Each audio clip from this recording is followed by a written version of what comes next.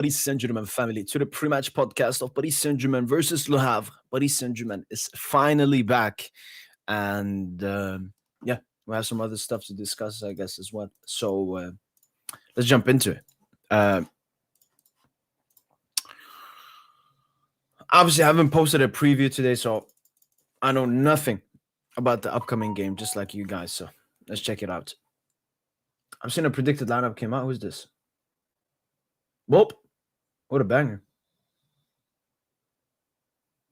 Who is that?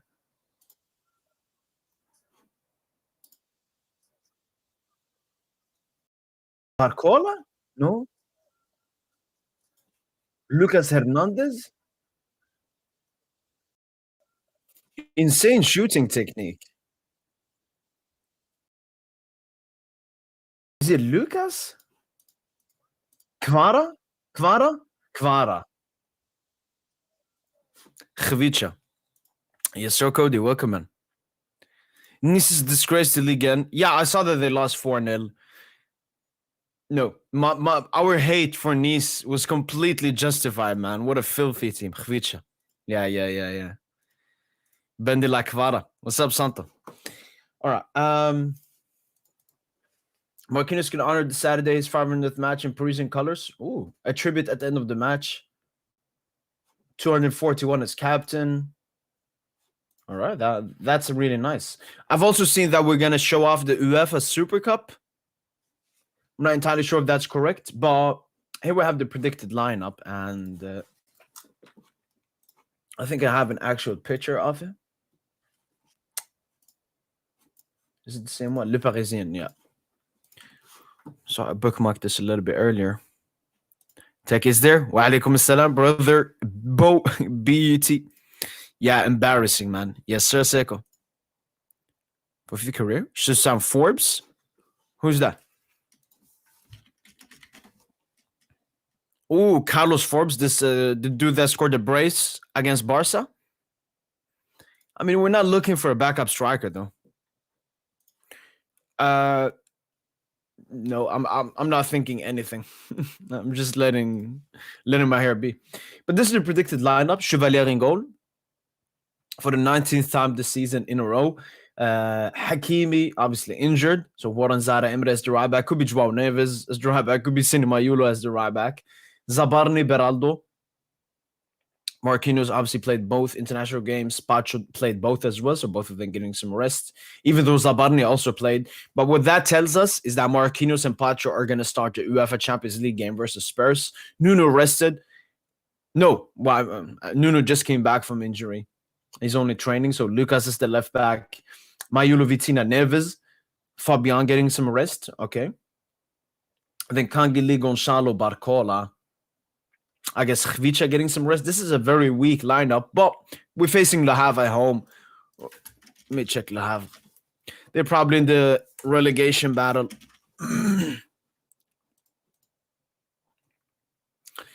No, 12th place in the league. They've won 2 of their last 5 games, 2 draws, 1 defeat. We're at the Parc.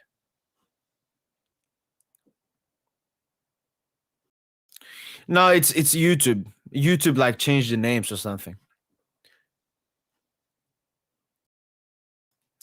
Yeah, I saw that, man. I'm really happy that Donna doesn't let the decision by the Paris Saint-Germain board to affect his relationship with the club and the fans and everything. I do agree. I do agree.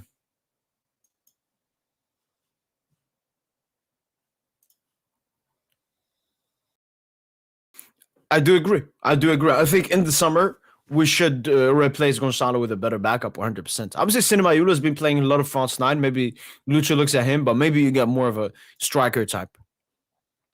Zara Emery is actually getting so good again. He has been performing so well, even in the national team. Very happy for him. Yeah, we don't have to criticize. We don't have to talk negatively about Warren Zara Emery anymore. We can just appreciate him.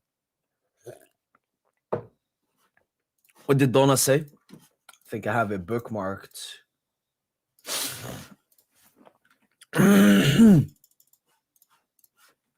So this is what Don had to say. I was disappointed by PSG because I had adapted. And he's right. Took 3 years, but he had adapted. He got much better on the ball, and he was actually, performing when we needed him to. But these last few months have been completely different. That disappointed me. I could never explain it, but you have to accept it. I was disappointed by their handling of the situation. Same here. It's regrettable, but you have to move on. I will always thank PSG for everything it brought me, everything I brought it. It was fantastic. I always thank the supporters. I will always return to Paris. They were like a second home for me, such a fundamental part of my life. I'm happy with what I've accomplished and with what my team at Center Sports have brought me. I'll always be grateful to them. Actually, the beautiful thing with the Donna departure, unlike another heartbreaking one like Thiago Silva, is, we went to the final, we lost, and then Thiago Silva left. Donna at least left performance-wise in the best way possible, winning all trophies in the league and everything. Winning the Champions League for the first time ever, with him being absolutely crucial, and then going all the way to the Club World Cup final. Honestly, I'm gonna be honest. I could see David Boly start. I could see David Boly start the game. It wouldn't be that surprising, but maybe Lucho wants to take it a little bit easy. I mean, we saw Baez start versus Barca, so maybe. But I don't actually think Luis Enrique, the first time a youngster has played, has been a start. I think it's always with a substitute. So David Boly to come on when we're like 2-0 up, hopefully. Donna could have been one of our greatest legends. What did we do? But I believe in Chevalier. Dub. Lucio made a mistake. We can only answer this question in the future. But yeah, it's a good lineup going into this game. Then I also saw this. This is a quote from Chevalier. Chevalier speaks about his difficulties as the European Champions goalkeeper. They scrutinize me from A to Z. We also realize that it's merciless. And I saw George's quote tweet about this, and he mentioned that why isn't Chevalier taking self-accountability? Like, he's been absolutely woeful. Like, I don't want to hear. And for me, this is one negative thing when it comes to Chevalier in the future for him, at least for this season. I don't know about his mentality, man. I don't know about Chevalier's mentality. He don't at the moment. He's not showing that he got that dog in him. Like, he should be saying, "I'm not happy with my performances, with myself. I'm not happy." But instead, he's talking about the criticize and it's merciless. Yeah, because you've been mercilessly bad. Like, it was a good argument. Maybe, I don't know. I put the link in the group chat as usual, so we'll see. Saying that promising centre back wants to join us in January. Wait, no, I know about him. I just don't know his name. Let me see. Yeah, that is him. That is him. A lot of top European clubs are also monitoring his situation. But honestly, Panam, the best advice I can give is find any source apart from PSG Inside Actors, because I mean, he makes up his own reports, and there was times where I was following him and I used him as a credible source, but he just guesses stuff. But I know that Paris Saint-Germain are interested in him. Could that be true? 100%. That could be 100% true. I mean, Arian, I think individually, Chevalier has been the PSG player we've talked most about this season. We've talked a lot about Warren because he's been coming back and so on. Obviously, some stars have been injured and so on. We talked a lot about Vitinha, Nuno Mendes, but Chevalier is one of them. And, Nuno is because of his performances, Vitinha, great performances and everything. Chevalier, it's so much, man. It's so much. Chevalier needs to start backing himself and taking accountability and saying, I got to do better. This is not okay. This is not good enough. And obviously, for the people that saw my video on Nuno Mendes and Ousmane Dembele was actually seen in training today. Nuno Mendes was in training the day before, but Ousmane Dembele was seen in training today. So PSG Inside Paris SG Infos posted this. And they said, players at the training, David Boly there again, Nuno Mendes and Dembele. And I posted I thought this was Dembouz because I was trying to find him. So help me out. Let's find Dembouz. But people told me also with the shoes. Like, Dembouz is Adidas, so that can't be him.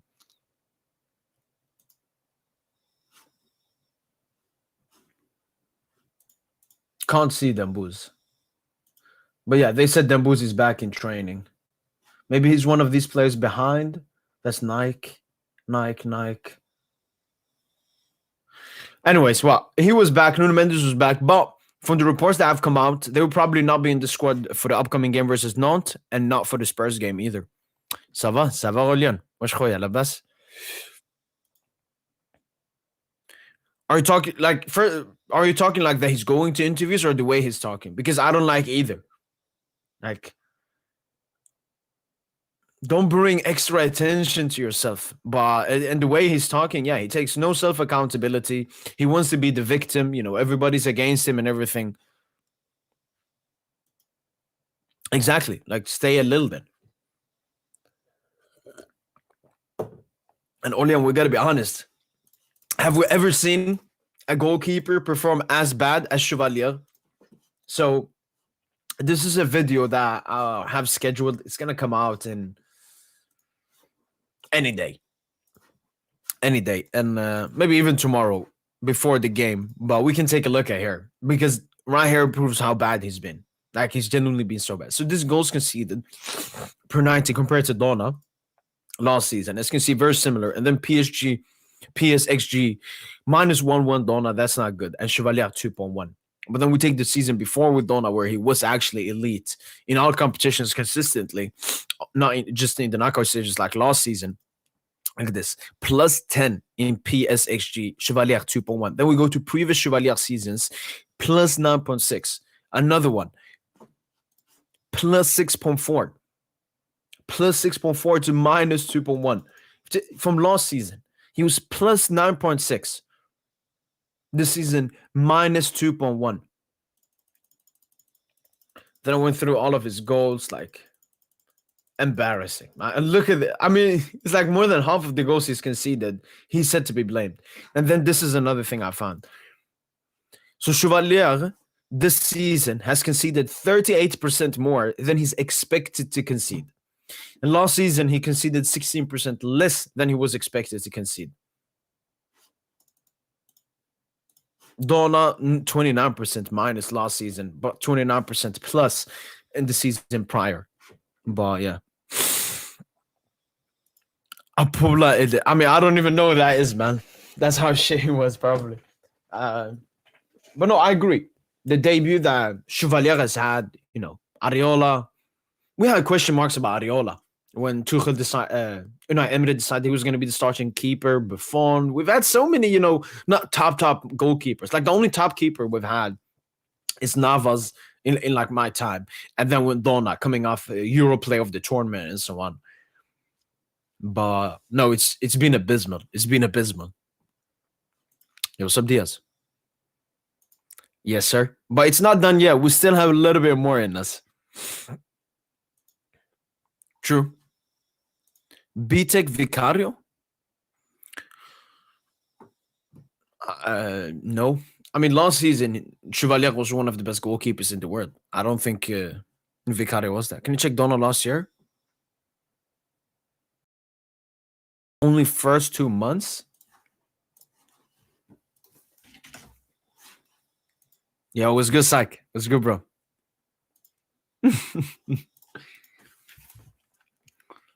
That's been really bad, man.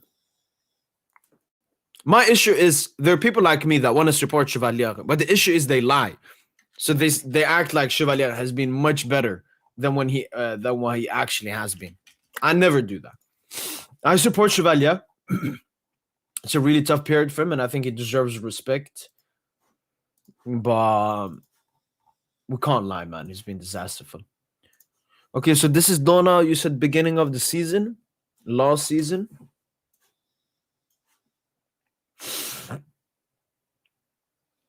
So here you can see.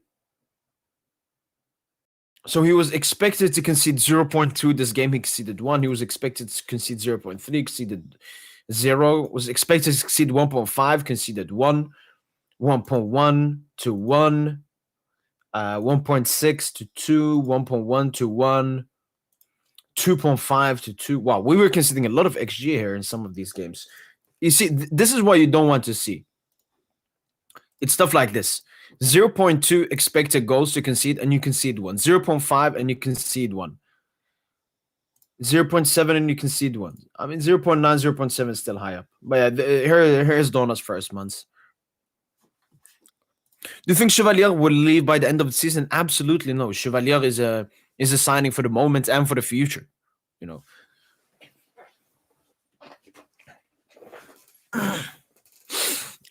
7 games left this year, 2 UCL games, and 1 must win.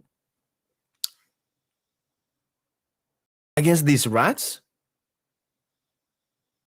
Wait, Sak, who do you think we're gonna face in the Intercontinental?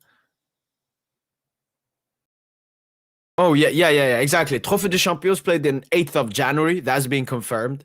We actually have a Coupe de France game, Psych, as well. There hasn't been, if you go on the PSG schedule, after the Intercontinental Club World Cup final, we have a Coupe de France game. That's the last game. So we have 8 games left. Intercontinental opponent, we don't know yet. There's a high likelihood we'll face Pyramids FC.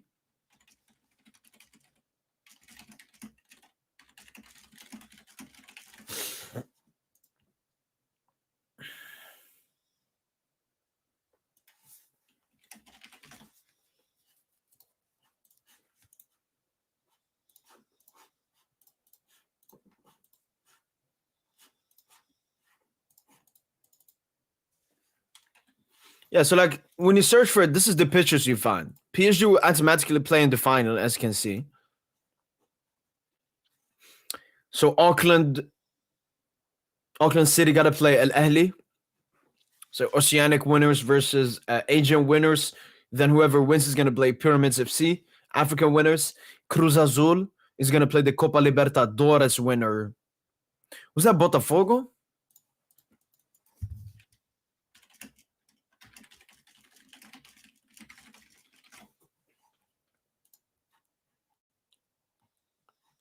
Oh no, the final. Okay, so the Copa Libertadores final is set to be played between Palmeiras and Flamengo.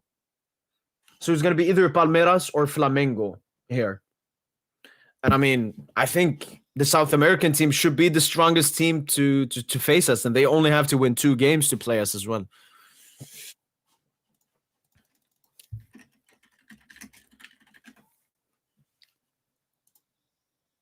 Wow, Hearts are first in the Scottish League. Unbeaten as well. 9 victories, 3 draws as well. Surprising. Like Celtic must have been really bad. But yeah, so let me go to the PSG schedule.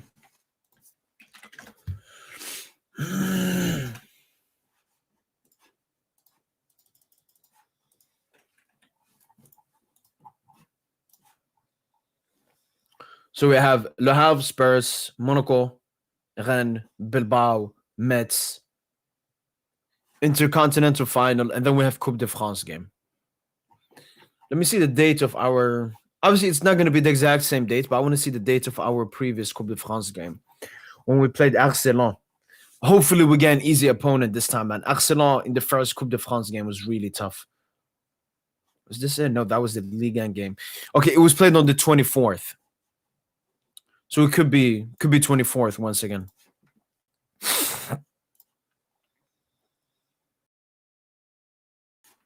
No, we did that last year. They still haven't made the draw.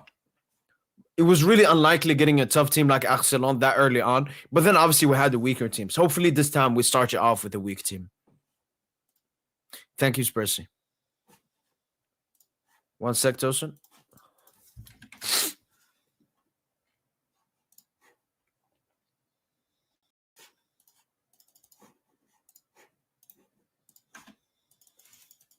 All right, I've sent it to the group chat.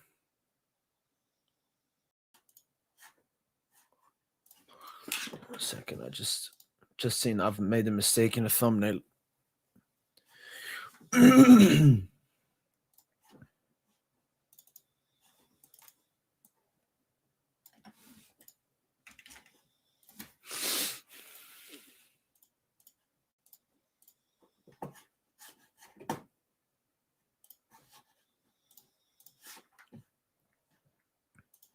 Neves or Vitinha, who's more important for Portugal?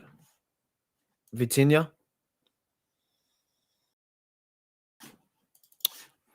Bonsoir, Rivi. Bonsoir. Bonsoir, Etienne. Nice parked the bus versus us like Prime Simeone and couldn't do that versus Marseille. Bum-ass club. I mean, the only positive thing out of that really just shows how much teams respect us and how much they fear us. But no, it's so bad. It's so bad. It's so bad. As I said, Rivi, if Nice played us in the Coupe de France, whether it's one-legged or two-legged tie or something, then I completely understand you parking the bus. You want to go through and you think PSG are scary. But in a 34 league game season, it's actually detrimental for you to not test yourselves against the best. You didn't get the 3 points. And even if the game ended in a draw, they go away with 1 point. Is that gonna be the difference at the end of the season? No. So no, it's a horrific mentality. Like it's absolutely disgusting, man. It's absolutely disgusting. Testing. Yo, how you doing, Tushin? Good, man. Yourself? I'm good. Good. PSG back, season back. 8 games to go in 2025. Yes, sir. Finish off. Man, we're already over a third of the way through the season, or just about a third of the way through the season. And it's been dog shit, man. Marseille, top of the league. Greenwood, top scorer. It's disgusting, dude.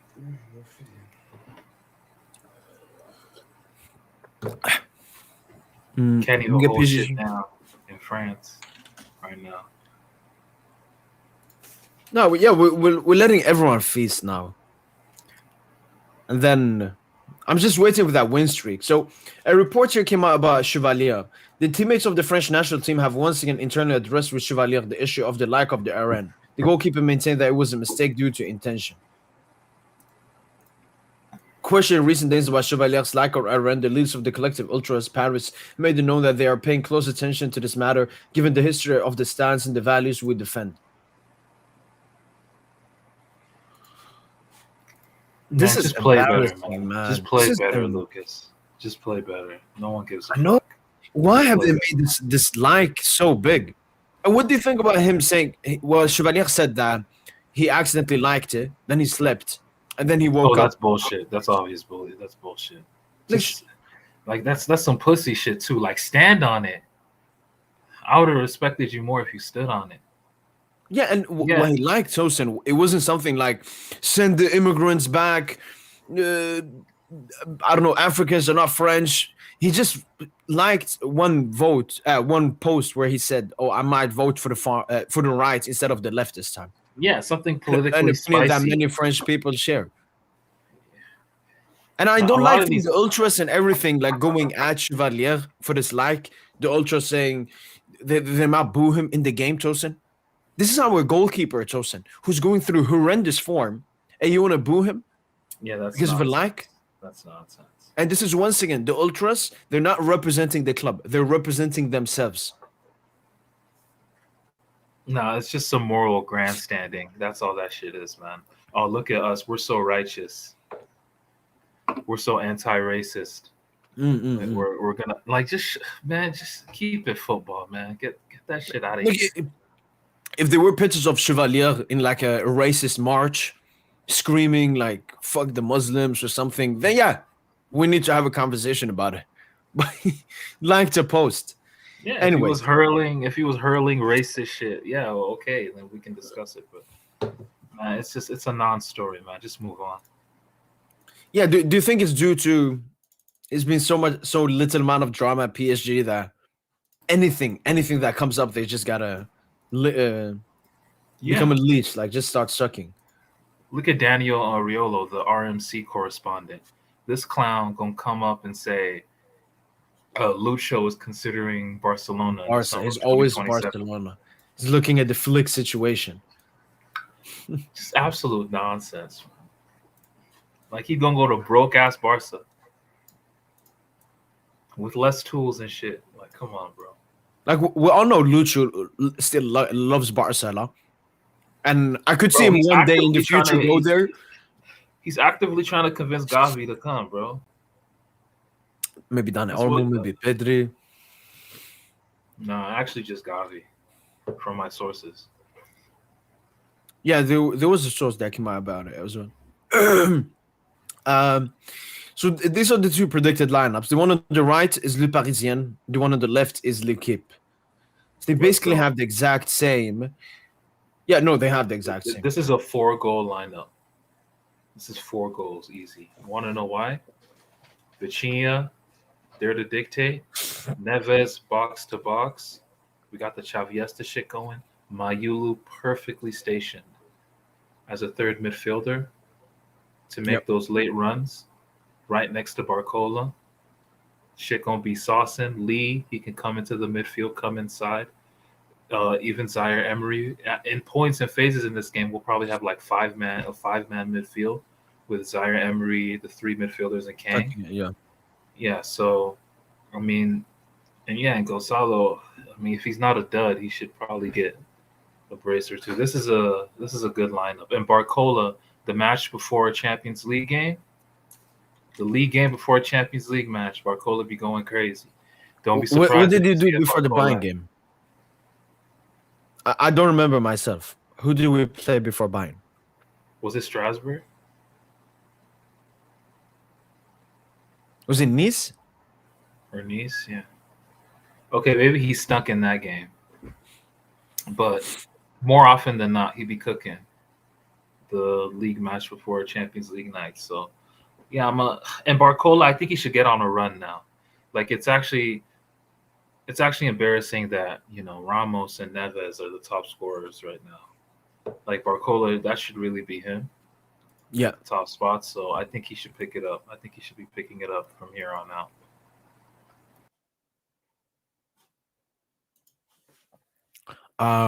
But it also gives us indications, Tosin, about the Champions League lineup versus Spurs. Pacho Marquinhos being rested. They're going to fully start. Fabian rested. Fabian's going to start. And then Kvaratskhelia rested up in attack. When it comes to Osman Dembele and Nuno, Tosin, the aim since their injuries was to have them for the Spurs squad. But I don't know if you saw it, but a new report came out that Lucho's going to change how the trainings and so on when player comes back from injury. So there's a Nonsense. Absolute potential nonsense. Nuno and Dembele won't be there for the Le Havre game and for the Spurs game. Nah, absolute nonsense, bro. They follow the same protocol with injured players, bro. You think it's just some woke nonsense to make PSG fans less scared another injury is gonna happen?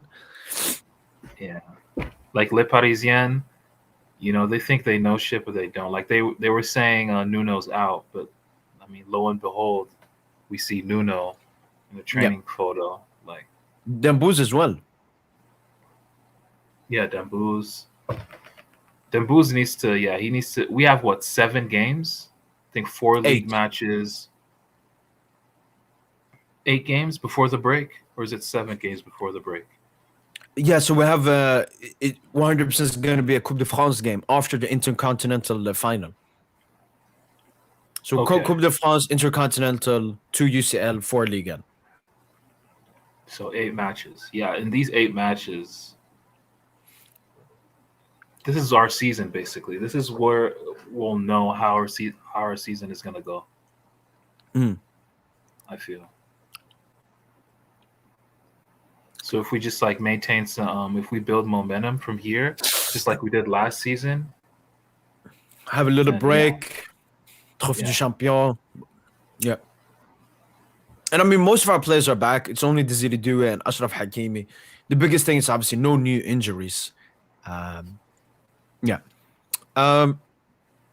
Okay, so let me see here. Yeah, this first one here. Did you see the report on Marin? Our third goalkeeper. Our recruitment team believes he's going to be the best keeper in the world. And I've seen that report. And that's not the report you want to see when you have Chevalier. I mean, we'll see. I want to hear that. We'll believe it when we see it, if that's the case with him. Check Kang's last Instagram post. I got this feeling that he found to extend. He probably will extend. I mean, Kang can extend. It's no problem. Number 9 cannot extend, though. Let's see. Okay, so he posted this with the caption, "Be grateful." Yeah, I mean, 100 games with PSG.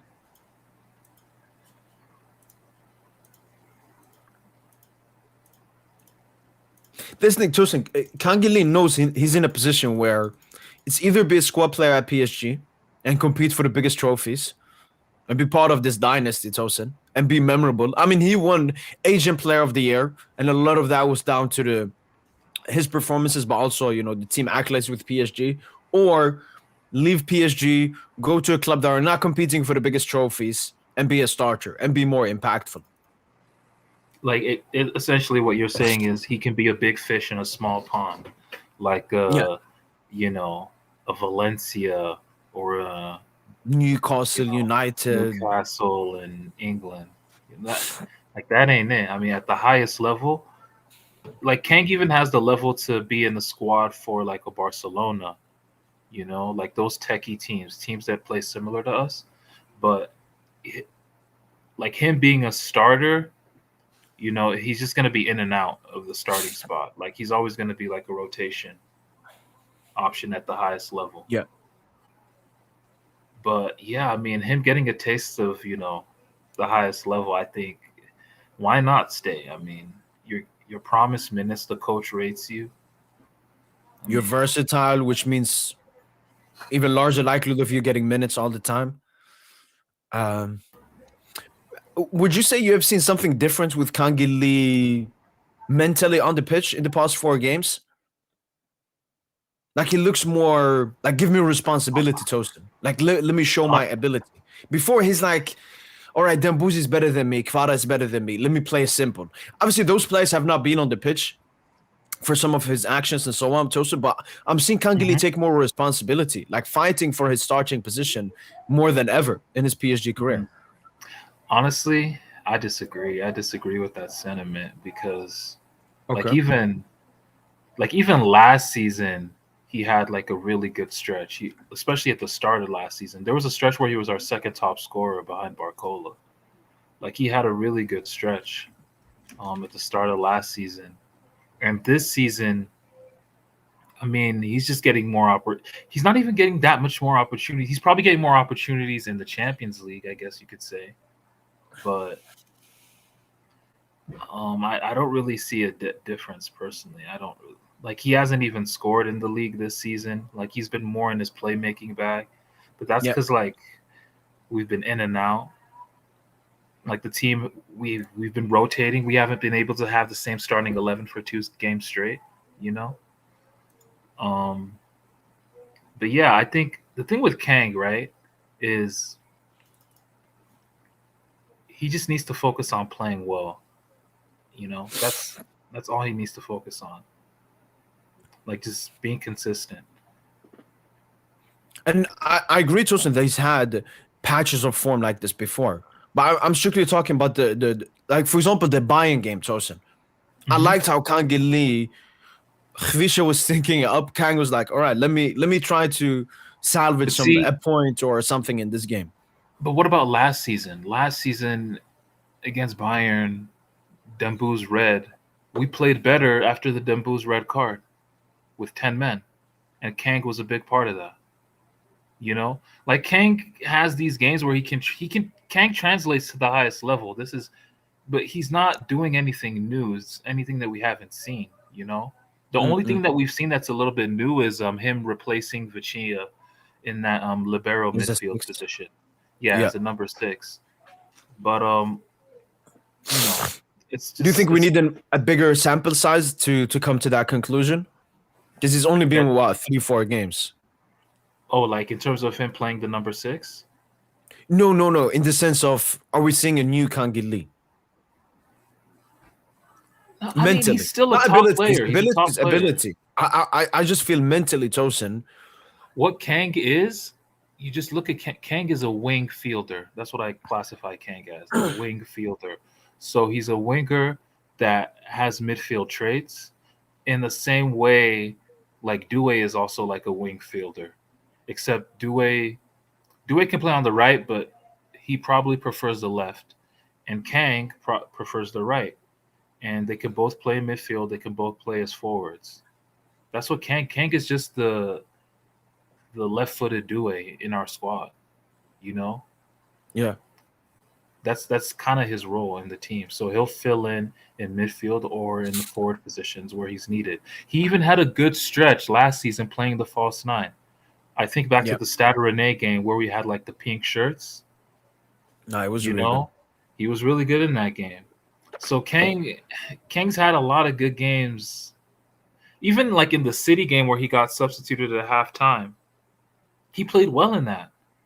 He got substituted, but even Pep remarked at the end of the game, he was like, we couldn't get near PSG because they had a fourth midfielder in Kang and Lee. That's what he said good. after Okay. the game. Okay, So so Kang let is me just change it he's to just a impact. perfect.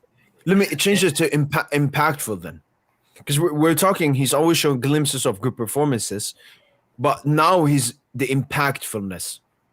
The pre-assist for the goal versus Nice, the assist for Neves, the assist for Neves versus Bayern and versus Lyon.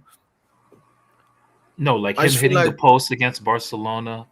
hitting the You post know, against Barca. yeah, I think like no, GA Kang's wise, had like moments. production, like his production when we actually need it has improved. I don't remember that many Kang big moments before. Like he scored great goals, he had great moments, but I'm talking like crucial moments. What's the most crucial thing Kang's done? Hmm. Before he was like part of good games. I feel like in this patch, let me change it to When we're talking crucial, though, we're essentially just talking Champions League knockout phase. Like, no, but group even stage. Leon last minute, Nice last minute. Okay, He's okay. so it's more than No, but like last season, we were just so good. We were just rolling teams over. And Kang would have good that's a good games. Like, point. Kang would He, have braces against Angers. Angers, I remember he had one. Like, Kang was who, bro. If you looked at like the top 5 playmakers, what they do like a little composite, of progressive actions, key passes, chances created, all that. yeah, The 5 best creators in Ligue last season were in no particular order: Dembele, Doué, Kang Lee, Aklius, Ryan Cherky. Like Kang is always he's always in the convo. So like Kang, he's our third best playmaker. I think he's probably our third best playmaker on the team, behind Dembouz and Doué. yeah. So here are his stats. So like pass attempted 99 pass completion, progressive passes, Because he and compares to expected midfielders, assists. though. If we look at him as a midfielder, look at that. The thing is, like, he's a wing fielder. So like, Lee Kang is a wing fielder, but his game more teeters more so is like a midfield, like on the midfielder side of things, more so than like a forward. Whereas Yeah, Doué, rather who's like the also central. He's Doué's like a is like the final third. opposite. Doué's opposite. Doué's like he's also a wing fielder, but his traits teeter more on the edge of like forward stuff. Like he's always in the final third. He scores the goals. So Kang is like a more indirect. Doué is more direct, and they're basically the same profile on the team. Yeah. Okay, I want to compare his stats so far. So this is Ligue 1 last season, and this is Ligue 1 this season.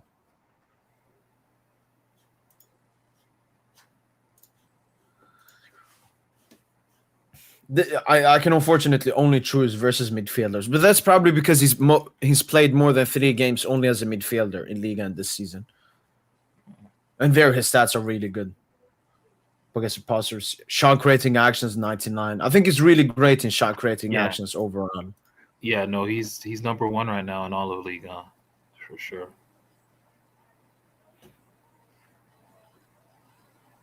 Because obviously the Kang PR is really strong. Every time do you remember the PR for both him and Gonzalo after the Spurs game? Oh my God, keep them.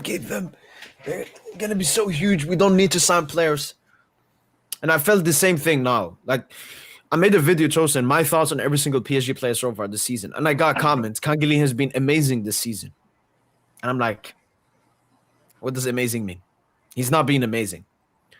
So yeah, maybe even I'm overdoing it a little bit. I'm just happy, especially for the impactfulness. Like this is by far the most impactful Kang has been. Got us 3 points versus Nice, got us 3 points versus Lyon, and gave us some kind of honor and respect in that Bayern game. Would you? Okay, do you think he's gonna compensate and stay as a squad player at PSG? I mean, if he stays, I mean, like, do we get Akliouche? That's the thing. But he could even stay if we get Akliouche. If you bin Ramos, well, then he has to become strictly a midfielder. Oh, you thinking false 9 as well? Yeah, he could even play false 9. But could we get Akliouche and keep Kang? I would do it. Yeah, like if you've been Ramos, yeah. Because people are gonna want their minutes somehow, right? Or you get Alvarez. Yo, what do you think about Alvarez, by the way? I actually had this epiphany about Alvarez, Julian Alvarez. If he were to come, it wouldn't necessarily be as like a striker. It would be on some like David Villa shit on the left wing. No, Tosin, that's a very great one. The only issue is we would want him to be off the right then, not on the left. No. Kvara will play on the right. Kvara has no problem going to the right. I don't know, man. Plus, I want Dembouz back as the right winger, Tosin. The thing is, Dembouz will still be in similar spots. Like, Dembouz will basically go I understand. in. I know what the system is. I know what the system is. It's 5 in, 5 out. Like, I understand. Alvarez Dembouz basically become a striker duo instead. No, I get what you're saying. Can make both can score. They'll move around. It's just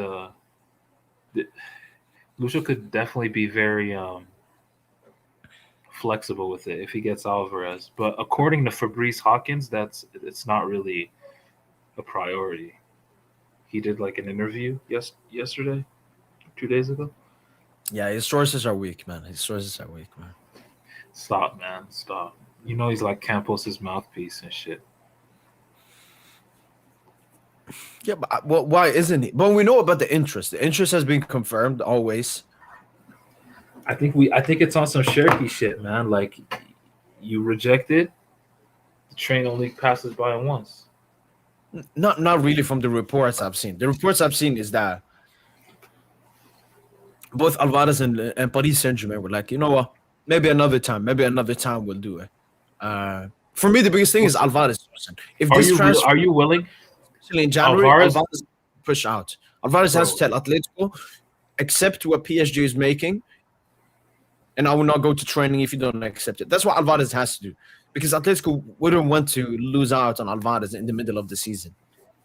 Bruh, Alvarez was bought for how much? 95 million euros? 90 million euros? Atletico gonna want at least 150. No, so the reports in the beginning, Tosin, we're always saying 150, but then they changed to around 120. But still, PSG feel that's maybe a lot it's a of little money. bit too much. That's still a lot of money. Yeah, that is still the budge for PSG, what it seems like. The thing is, it's not going to go down, Chosen, and you're not going to negotiate it down too much because, as you mentioned, Atletico invested a lot in Alvarez.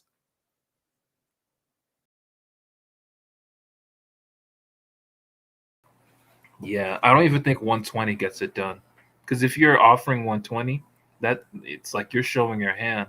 Atleti are going to be like, oh, let's get some bonuses on top of that to hit 150 or something. So we should start with like a 90, 95, you get your money back, and then like steadily rise up to. I mean, that's for Campos to understand. You know, he should probably go read Trump's The Art of the Deal or something. Figure it out. The thing is, if it doesn't happen in January, I'm very strong about it in the summer, Tosin. Depending on obviously what happens at the end of the season. What For about Bruce and Erling? that, What about Erling? I think it's too early, man. Like, if Erling is a possibility, okay, rank even like Osimhen, bro. Yeah. Yeah, I'll rank them Haaland, Alvarez, Osimhen. If you were to rank it, right? Yeah. Man, how Alvarez, man, like he better be as good as y'all advertise. Because if he is, pay the 120. Just pay it. Pay it.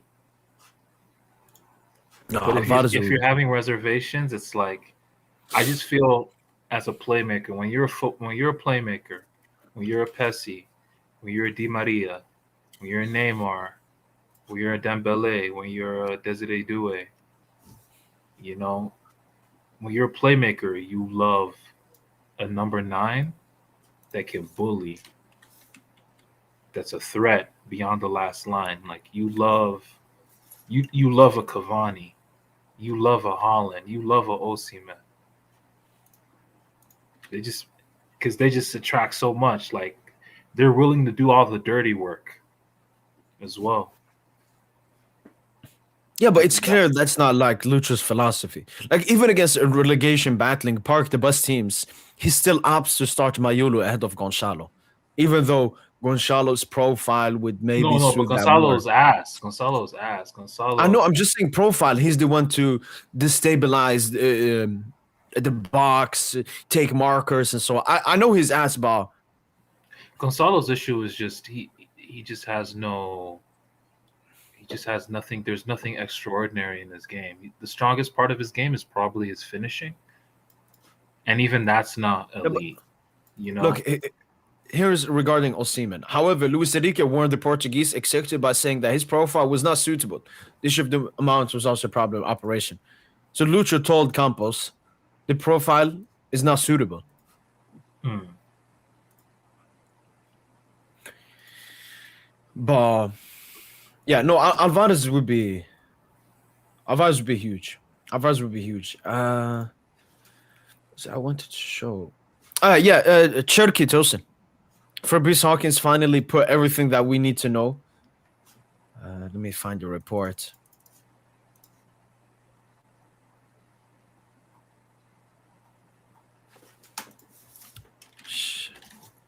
Oh, we can take a look at this one as well later. We can take a look at that one later.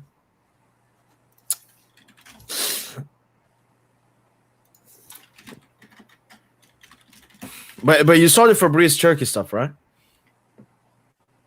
Oh yeah, yeah. We already knew about that story anyway. It's so unfortunate, man. And I like how he's always talking from Cherky's point of view, Tosin. Like he really wanted to join us. And honestly, Tosin, from Cherky's case, I don't blame that much on Cherky, Tosin. I blame it on the people around him. Because he had what, the mom of Mbappe. Okay, this is another report here, but he had the mom of Mbappe, Tosin. And then he switched it, but then it was the negotiation with Dortmund, Tosin, that killed it. When his team started negotiating with Dortmund, that's when. Fuck, man. But yeah, as you said, we got do it. We got do it, man. Got do it. I mean, we would have gotten both. By the way, Khalil Ayari played some under something game. He's a Tunisian talent we signed from Tunis. Playing for the reserve team, right? Played against Newcastle. Little step over, little Mahrez type goal. Step over. Kvicha. Okay, Kvicha right under the crossbar. But it looked like under something, no?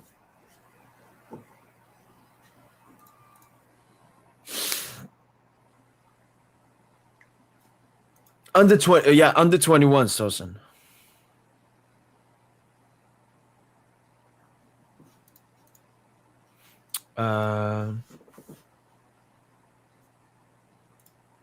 Yeah, that's the reserve team. No, Cherokee would have started, man. You would have put some tough competition. No. I agree with the first sentence. The first sentence there. Wait, can I read it again?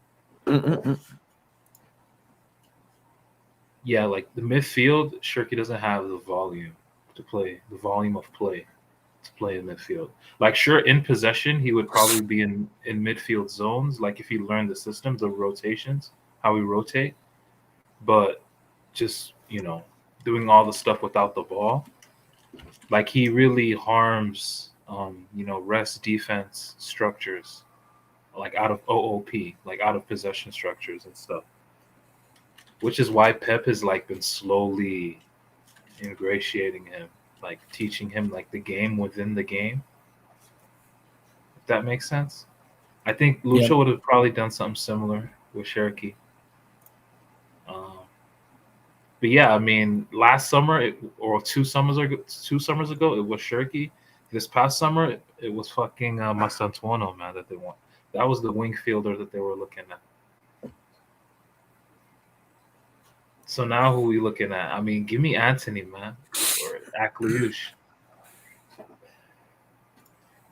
Priest has no insight info. Ridiculously, Alvarez not talking. Alvarez himself coming to talk to PSG with his agent. Yeah, but Neptune is the Fabrice stuff is strictly about now. He didn't say like he's not. He's saying like now he's not like someone that we're looking at a lot and so on. So I don't know, man. I like Alvarez, but he doesn't excite me. Pause. Okay. I feel we could get something bigger. No, how long we got to wait? You think he's a bigger signing than Kvara? On par. Okay.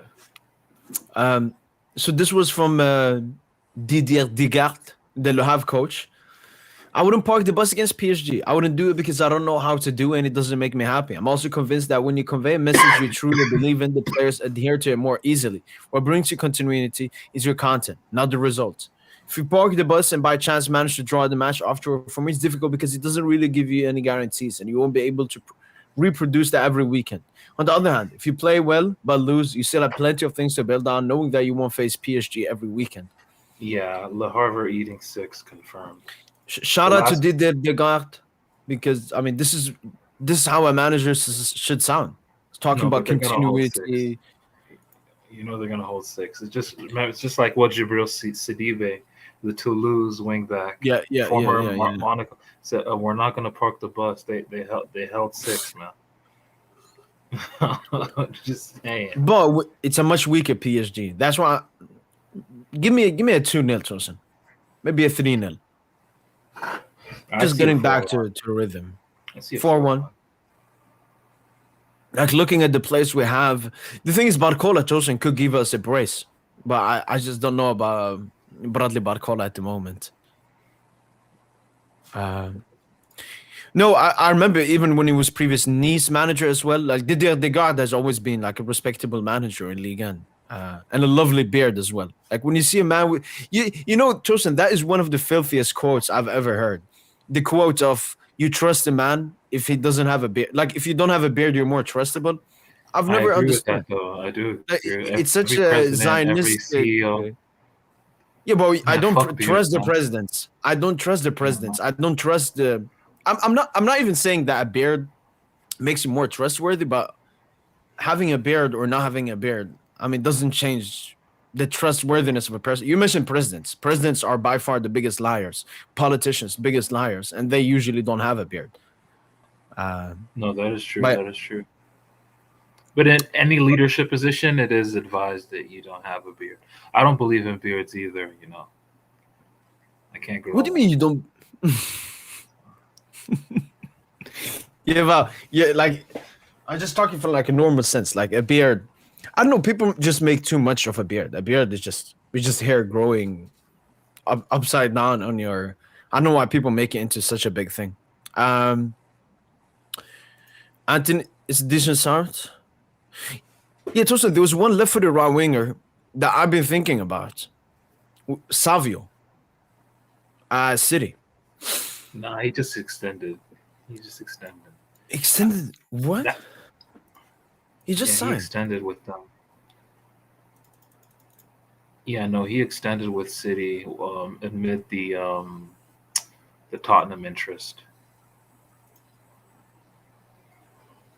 Okay. I would have looked into Savio too. I think Savio can definitely take a leap, like in a season or two, Yeah. to start balling.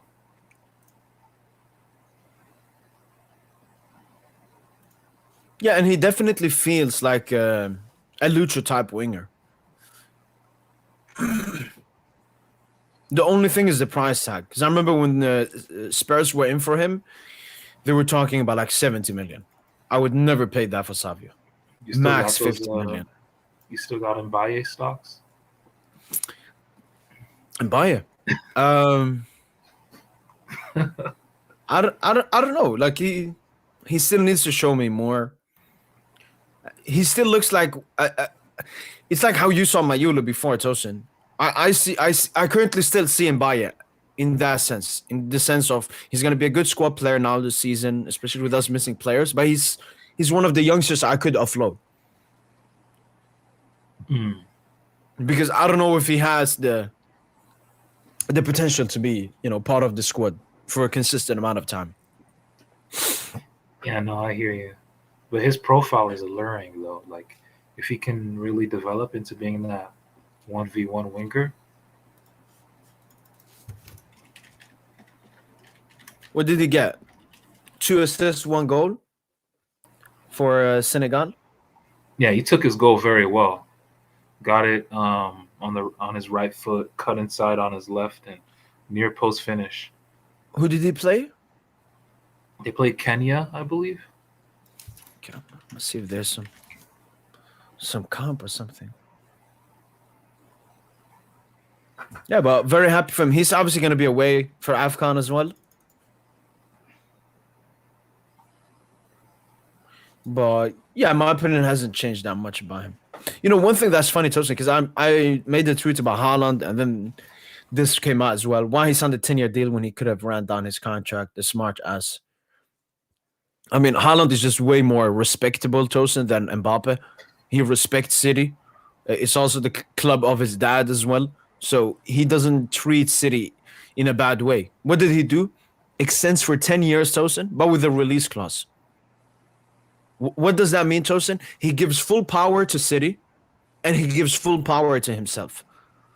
And there are actual City fans that, for some reason, don't believe he has a release clause because they don't want to believe it. He put a release clause in his Salzburg contract. He put a release clause in his Dortmund contract, and he's put in 2 release clauses in his 2 City contracts. Haaland always makes sure he has power of his future. But You think he can't do that in French football though? Thank God, man. That's like one of probably the best thing about Ligue and no release clauses. Because Mbappe would definitely have put a filthy release clause. Bro, he left for free anyway.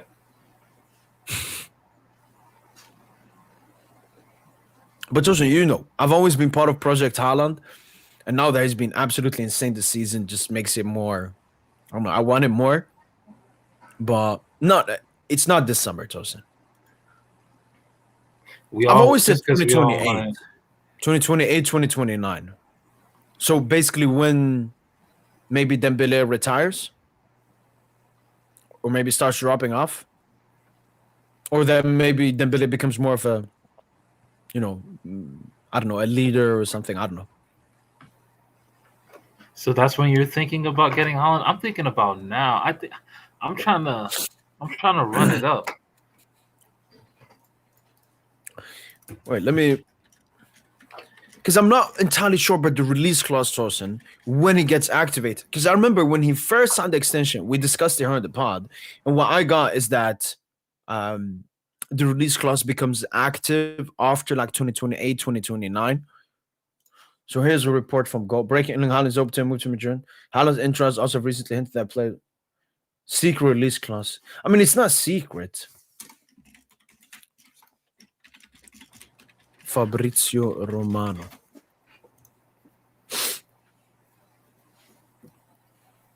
Here, Erling Haaland's new deal at City until June 2035 will also include a record salary, the highest ever at City, one of the highest Premier League. The release clause, previous ones removed, is only valid from 2024, but very high numbers. New Bro, deal. honestly, man, Here.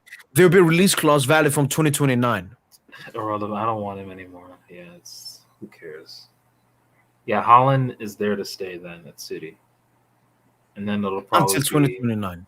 yeah, and then it'll probably be some Spanish football kind of thing, Madrid or Barca. Why can't it be PSG in 2029? Because we would have moved on by then. You know, Due would probably be killing it. We'd have probably had a striker. I mean, that's the thing with Alvarez. If we get Alvarez, it's really hard seeing Haaland. I mean, that's why Alvarez left City in the first place. Honestly, I only want Alvarez if it's January. If it's in the summer, I don't care. I don't want him. I only want him if it's a January sign. But why don't you rate Alvarez at that level?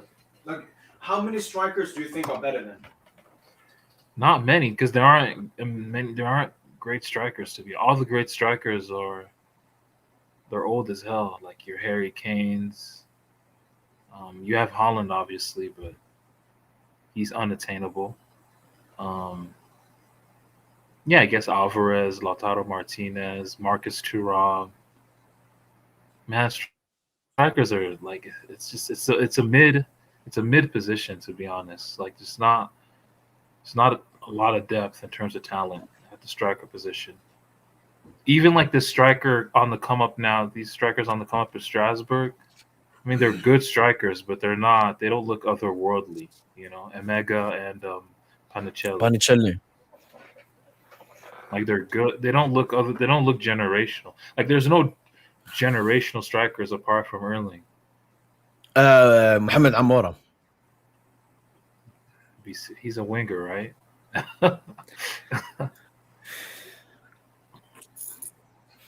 Yeah, no, I agree. Most of them are old.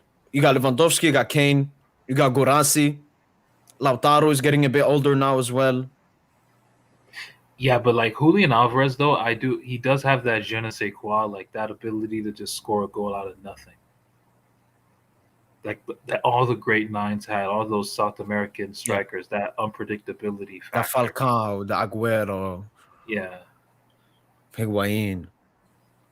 But the thing is, man, what Dembele gave us at center forward last season was unbelievable. Because if you like compare it, to Julian, and this is not to diss Julian or anything, but just Dembele's just far more creative. Like he's just no. That's the Alvarez is more goal scoring oriented. Yeah. Dembele is more playmaking. Yeah, but both. What I like about Alvarez Tosin is that he's basically the perfect striker for the Luis Enrique system. Got a complete game, can drop to the wing. You know, we can still play. Like if we get him, we need to get him now. We need to get him like January. In the summer, we might just reevaluate shit. Like we don't know what it looks like. Nah. I want to get that Champions League. Yeah, exactly. We got to get that Champions League now. Like, if it means you forego everything like the Akliush's and because in the summer I just wanted to keep it light. Like I want to get either like a Buati or a Pablo Gavi, one of those two. Just keep it light. Then it's striker or left-footed right winger. I mean, just keep it light. Cody here mentions a player that we haven't mentioned when it comes to strikers, and that's Kiki de Bondy.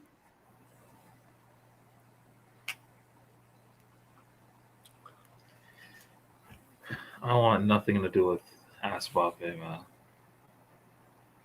So have you followed the thingy, the court stuff?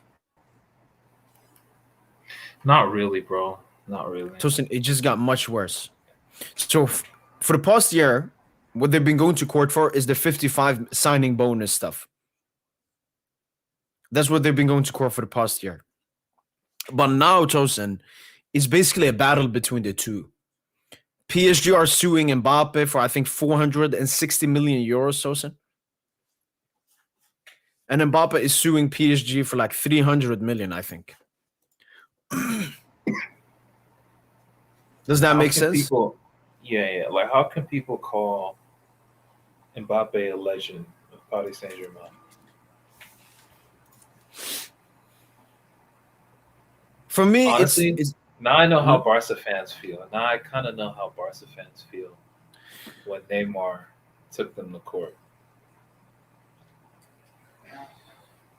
The thing with Neymar, Tosin, is one thing I hate about Mbappe, Tosin, is that he was always abusing Madrid's interest throughout his time at PSG.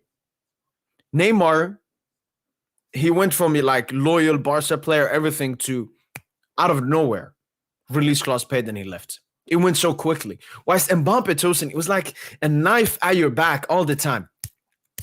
The dream is never over. Madrid this, Madrid that, negotiations. I want to leave PSG. I'm not happy. This, for such a long period. Whilst Neymar, it just went by. Obviously, as you just mentioned, Neymar did try to sue, or has been trying to sue Barca since he left. Went to court about money and wages and so on, I think. Where's the report? Okay, here's the report, Tosin. So, Mbappe is claiming 260 million, Tosin. 6.25 as compensation for reclassifying fixed-term contracts to permanent contracts. 13.65 million as compensation for notice period. 26 million in statutory dismissal indemnities. 45 million euros for dismissal without cause. 40 million signing bonus without vacation. 90 million in back pay for salaries and vacation for the months of April and June. Ethics bonus. 38 million for undeclared work. 38 million for moral harassment. 90 million for disloyal execution of the employment contract. 90 million for breach of the safety obligation. Yeah, it's just a bunch of legal mumbo jumbo. Yeah, and then PSG are trying to sue him for like 400 million, Tosin. I gotta find the report. Because PSG's one is also crazy. Because I think Tosin, PSG are at a point where, like, you know what, Mbappe, for you, you're dirty, man. You're dirty. And if you want to fight the war, we'll fight you back. So unnecessary from Mbappe. Someone that made over 1 billion from PSG is crying about 55 million. And I know it's not about the money, Tosin. Mbappe he's filthy rich. He wants to get that lost win versus PSG. And Nasser definitely wants to get the lost win versus Mbappe. Trying to find here what PSG are wanting.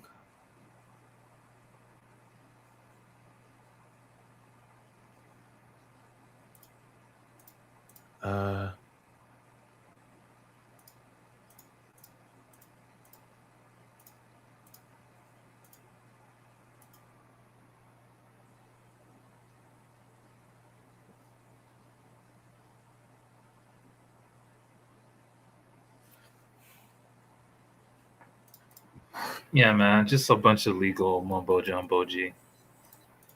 Yeah, I don't think anyone is gonna get the money.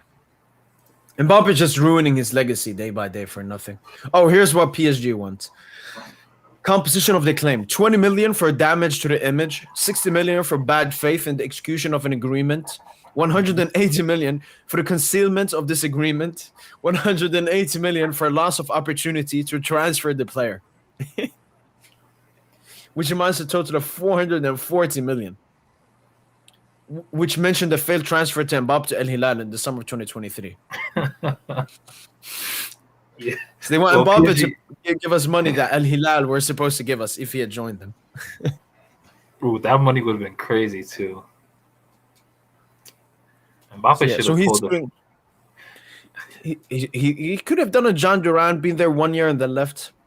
But they wouldn't have allowed him to just do 1 year. Maybe they would have let him do 3 years. at least, just at most, like Mm, 3 years at the mm. league, like Vinny is going to do, in Yeah, 2026. but yeah, no, it's Man, Vinny's in trouble, man. uh Like he's yeah, in what trouble. I think he's been exposed, man. Like it's like imagine having a player of that caliber where his brand is so big, where you have so many players, so many parties, especially like the Rock Nation Sports Agency, like so many parties just tied to him, that eat off of his brand because he's a huge brand, and he's just been dog shit, like for a whole year.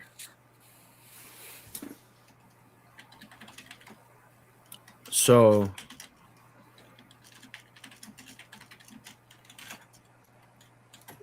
what's your answer then? Do you think it's 100% is going to go to Saudi? Yeah, I think he's off to Saudi. I think he's off to Saudi, man. He'll never be the main guy at Brazil, and he'll never be the main guy at Madrid. So I, I think he's gonna ride out. I think he's gonna ride out and go to Saudi. Because him and I can Xavi see don't that. even fuck with each other, Yeah. and I don't think any Premier League club can afford Vinny, to be honest.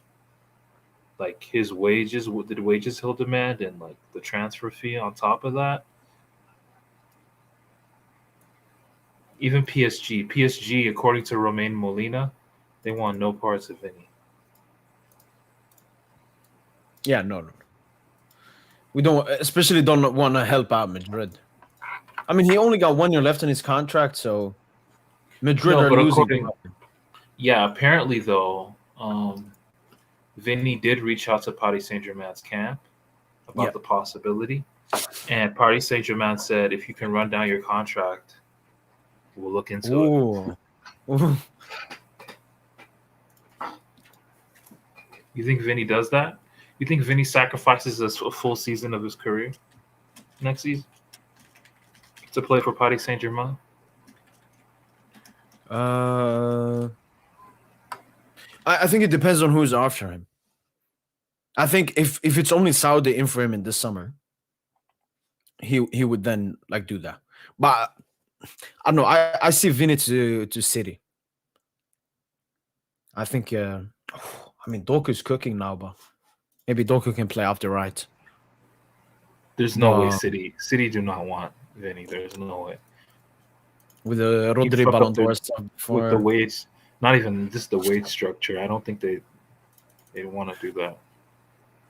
Like Holland is king. Like Vinny can't be coming in saying I want to make as much as Holland. And Yeah.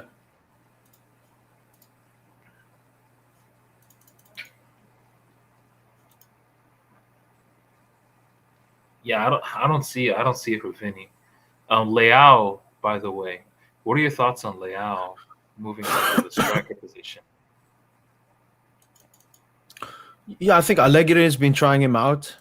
Dembu's role. Don't even say Dembu's role because he has a totally different physique. Dembu's has a sprinter's physique, Leao is like he's burly, he's big. Like Leao should have always been a striker. He was a striker at youth level. I don't like. He's just too big to be on the touchline. You know. But I isn't think that that's also what makes him so scary? yeah. If he can combine that with striker instincts, because if he's too far away from goal, he's not going to be making a difference. That's why he said in his interview, the best players that make the difference by scoring the goals, man. Like, and I saw your tweet that it killed me. He's like, owned Lamine's second leg versus Inter. Mm. Yeah, no, shout out to Leo, man. The thing is, Tosin, I think Leo, it's mostly about the circumstances. Bro, I think that's the future of the national team. The Portuguese, when Ronaldo retires after the World Ooh. Cup, Leao will take that center forward spot. Maybe Rodrigo Mora somewhere. Yeah, Mora. Maybe Felix fixes up a little bit. Quenda. Quenda, But yeah. maybe you want to play Quenda, Quenda, Nuno fullbacks, like wing backs or something. I think Quenda is better than Estevao. I'm very disappointed in Brazil's crop, man. I'm even looking at their under 17 talents. No one stands out. Brazil fell off, man, and like Estevao is getting hype right now for mid shit. Like, let's just keep it a bean. Like, the guy has mid top speed. Like, he's got good close control. Like, he can dribble a little bit, but he's not a guy who runs games. He's not someone that he's gonna run a match, you know? Like a Neymar, like, obviously no one's a Neymar. Let's be real. Like, no one's a Neymar, but like a Dembele, like a Hazard, like, he's gonna run the game. Like, he's not that. Estevao's not that. He just looks like he's gonna be a very effective goal scorer. Yeah.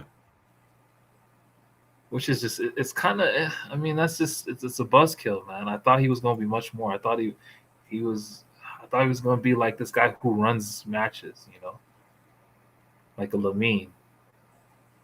Like, why are Touchline even pushing that? And I hate Lamine, bro. Like, they're trying to push Lamine versus Estevao. It's just heavy engagement. Just heavy engagement. Super chat from PSG England. Thanks so much for the super chat, man. Appreciate it a lot. My contribution to Project Haaland. Thanks so much. This unfortunately will not be going to the PSG money locker. But I appreciate it. You know what? For you, I will make a video soon about Haaland to PSG. Because I've seen a lot of people discuss Haaland. But thanks so much for the super chat, man. Appreciate it a lot. Let's be real. It's a pipe dream. It's a pipe dream. Look, if there's any club that has made me believe in every single transfer, it's PSG. You know, I doubted we would get Kvara in January last year. Just pushing for Rashford. No, to be fair, like, we have a good hunch, even though we don't like, because we were still saying, yo, I think we might get Kvara in January. I think we might get him in January. Remember, we were hinting at that before it actually ended up happening.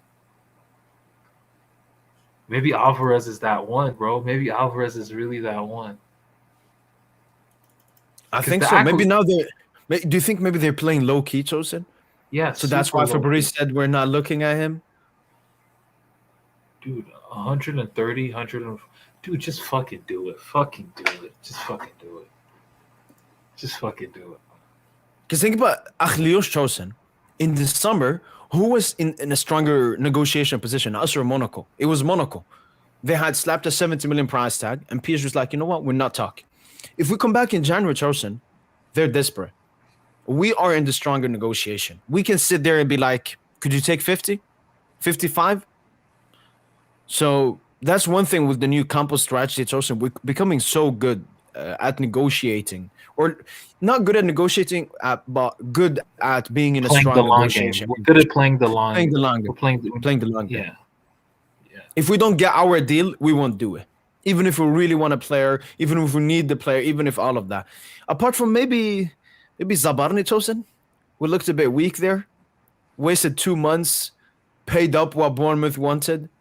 We started off at like 40M, and they managed to push it all the way to 70 million. So maybe that was a little bit embarrassing. But they felt it was a necessity. Are you comfortable with 60 million Akliouche January or 130 million Julian Alvarez? Oh, if you could make either signing. Alvarez. The thing that's a little bit sad with Akliouche is that Akliouche would actually come in and cook. Like, I'm not even thinking about him. I know. Like, Akliouche would actually come in. I swear to God, Akliouche is such a collective player. Like, his combination play, his IQ for combination play is high level. Yeah. Like, City are looking at him as a potential Bernardo replacement. What I want to see with Akliouche is how much can he run. I think he runs a lot too. He covers ground. Akliush could actually be nuts. He could be that answer on the right flank and just be another creator, just another playmaker that you add on that can, coalesce with the midfield and the other forwards. I'm kind of rocking with Akalish. Akalish can play, but he's basically Kang. He's kind of like Kang. He's a wing fielder. Yeah. So we can have three. We'll have three. We had three of those. I mean, it's not.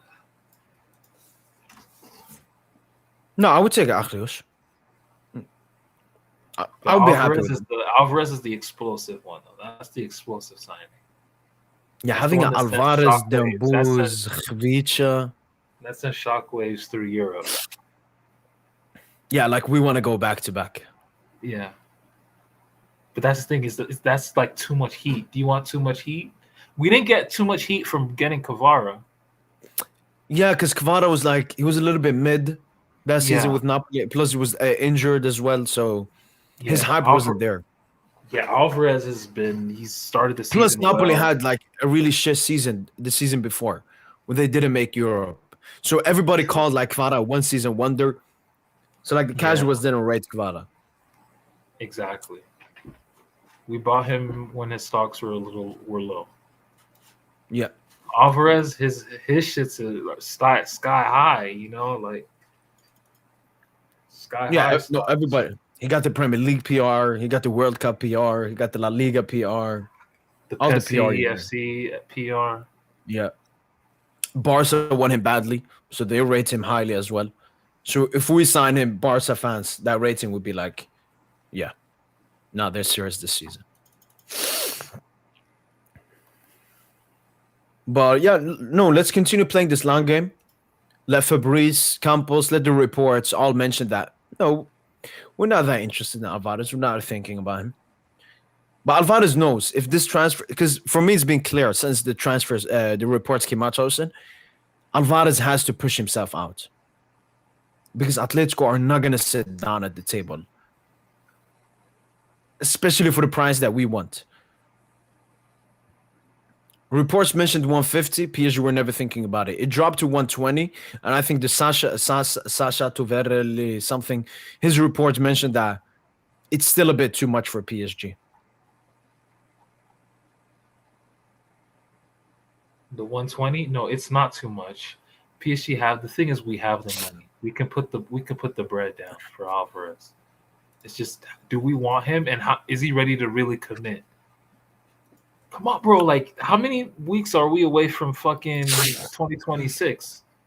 What, like we have this week? We're what, like less than 6 weeks away from the new year? Like, Alvarez gotta just let us know what's up. Like, do you want to come? Like, bro, the 120, 130 will put it down. No, but he wants to come, Tosin, from well, I gotta find the reports. 1 second.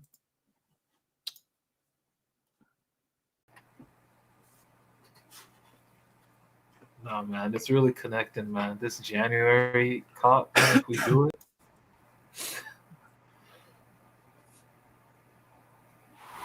Got Mr. Phil. Philiano.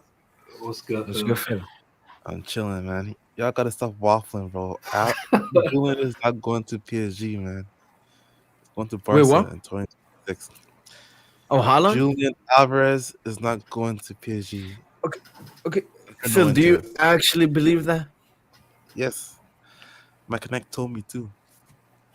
No, look, I know you guys badly want Alvarez. I know that Alvarez would like to join Barca. You just don't have the economical facility. We do. By the summer, we will. No, apparently, yeah. You guys be lying. VIP seats. No, lying shit. No, but Phil, this has happened all the time. Like, say, in the summer it's going to be different. But I look at the pattern, Phil. Last summer you spent 30 million on Juan Garcia Rooney. Season before you spent 60 million on Dani Olmo.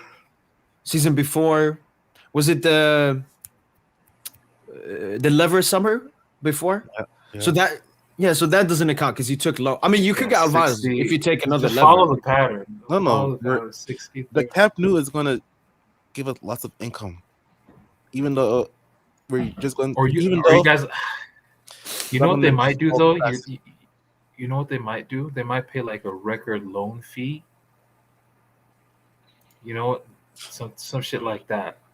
No, trust me. They might scumbag it. They might just scumbag it. They might be like, Atleti, here, we'll pay you a record loan fee, like 30 million euros, like loan fee, and then we'll pay like 120 in the summer or something. Not just and that. even think from Atletico's position, Phil, they would much rather sell to us than to Barca. They would get guaranteed money, and they wouldn't, strengthen their rival. I mean, the only yes, Arda Turan went to you guys, but like Griezmann, that was because of a release clause. That's why you got him. Man, bro, I don't like Alvarez is cool. He's cool, man, but it's not. I don't know why y'all are in that fantasy land thinking that he's linked to PSG because of these. What's that insider accounts? Actors and those accounts, like, bro, Fabrice Hawkins, your most reliable source. What did he say? Was it yesterday or today? Yeah, he said there's nothing, bro. There's nothing. Like, you guys gotta Mo. Why do you? But he's a mouthpiece of Campos. He would say what Campos wants him to say. No, that's what me and Tosin were discussing. We're discussing. Wait, maybe it's all a game. Maybe it's a game of showing no interest. Why do you think everything is a conspiracy, Mo? It's not a game. It's literally. No, but what we do know is Jamil is also very reputable. And this is much older news, but he did say that Lucho's a huge admirer of Julian Alvarez. So I'm just saying, if there's some contact for a possible window, if we have that window, we can swoop in that window this January. Pull up, bro. Okay, Phil. Let me just read the report so we can put context into as well. So this was the first one that came out early on. Julian Alvarez would like to leave Atletico Madrid this winter to join PSG, according to the Madrid press. The former City player regrets his choice, finding Diego Simeone's style of play too restrictive. He says PSG has an opportunity to establish himself in attacking projects under the guidance of Luis Enrique, and within a team that is the reigning European champion. Paris, which plays with Ousmane Dembélé as the false nine, will represent an ideal environment for him to fully express that. And then we're gonna take a look at the reason. Wait, Mo, go back to that. Look at that source. It's Phil Sports, bro. Phil Sports, bro. The name after me, bro. Like, what is this nonsense? Okay. And here we have the second one from Sacha. This is a better report. This is the one that just came out. Luis Enrique is a big admirer of Julian Alvarez, whom considers an ideal profile to bolster the Parisian attacking sector, a lead that could heat up in the upcoming transfer windows. The PSG management has been studying the possibility of a transfer on the attacking front for several weeks, and Alvarez himself would view a move under the Spanish coast orders very favorably, although several English clubs as well as Barca have expressed interest. Alvarez no longer envisions returning to Premier League, where he feels he's already given his all. The players opened the door to move to Paris, provided the clubs can reach an agreement. That said, a major obstacle remains: the excessive demands from Atletico, who are asking up to 120 million to release their goal scorer, an amount considered abusive so far. The few attacks who can fit into Luis Enrique's system, So this is what I'm basing it off, Phil. And honestly, he's a wet dream signing for Lucho. When you think about it, did you see his pressing numbers? Have you seen his stats? Have you seen that? No. Where they show his action, his pressing actions, his defensive actions. It's actually higher than Dembouz even. Okay, Phil. So the first question I'm gonna ask you: do you think PSG are interested in Alvarez, despite what Fabrice said? Just your opinion. Not really. Maybe. Why wouldn't we be interested now? Lucho is, but not Lucho, the board. Not the board. But the thing is, Lucho has so much cachet. Like, if Lucho can convince the player, the board will go all in. And are you talking about the price tag then, or the player? The player. You gotta agree. Is the board against the player? Man, price. I don't think price is an issue, bro. We'll pay the money, bro. Bro, y'all are not like. Didn't like. You need to get the player. You gotta agree player terms. If you can agree player terms. Well, didn't Nasser say that? no more bling signings, no more expensive signings. Like I feel It's like all y'all are on a nonsense. different. No, it's not nonsense. It's the truth, But bro. Stop with the conspiracy shit, bro. He literally said that, bro. Like, huh?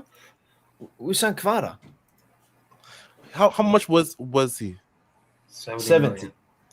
He wasn't over 100 million. That's not. I know, That's like No, but typically, but what Phil, does he go as for? we What does saw he in the go for report, though? they He would go said for like 100 PSG million. sees the amount of 120 as abusive. PSG definitely wants to take it down if they want to sign Alvarez. The only issue is obviously Atletico spent a lot of money to get him. So the second question, Phil, would Alvarez want to join PSG? Because I think the two clubs he's thinking about is PSG and Barca. no. But do you think he's gonna come this winter? He literally said in a. Yeah, you can't trust that. You can't trust that. You can't trust that. No, Phil. It's very hard because I look at it from the first video I made about Alvarez. I always look at Atletico, Phil. Why would Atletico want to sit down? Why would Atletico want to lose Alvarez in the winter? Why would they do that? No, Alvarez has to go on strike for that to happen. Alvarez has to say, Julian I will not. Alvarez also said that he's gonna wait until the summer and make a decision. He said something like that from Fabrizio, like quote. But if PSG Let's comes move in, on, bro. Phil, Let's move on. could that change his opinion? I don't think so. Akliush hype, man. Let's go. But I'm on the Akliush train. I think this is the one that you wanted to show, Tosin. Yeah, So yeah. defensive actions, counter press. Well, this is 24. This is last season. I think there's one showing the Yeah, here. Even more. Yeah, he's working even harder. I need that in Flick system, bro. I need that.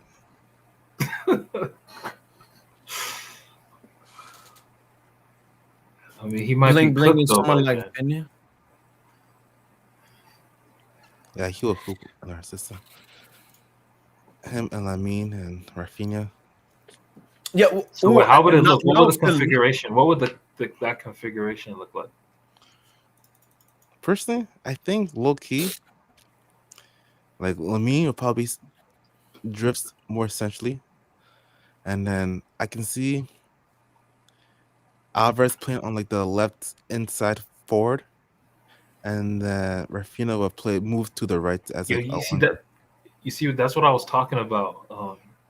And like, if Alvarez were to come to PSG, like he would low key kind of play left winger a little bit. Not necessarily the left winger where he's hugging the touchline. Like left forward. Left forward, yeah. And he can do that. He's like David Villa. David Villa exactly, did that at Barca.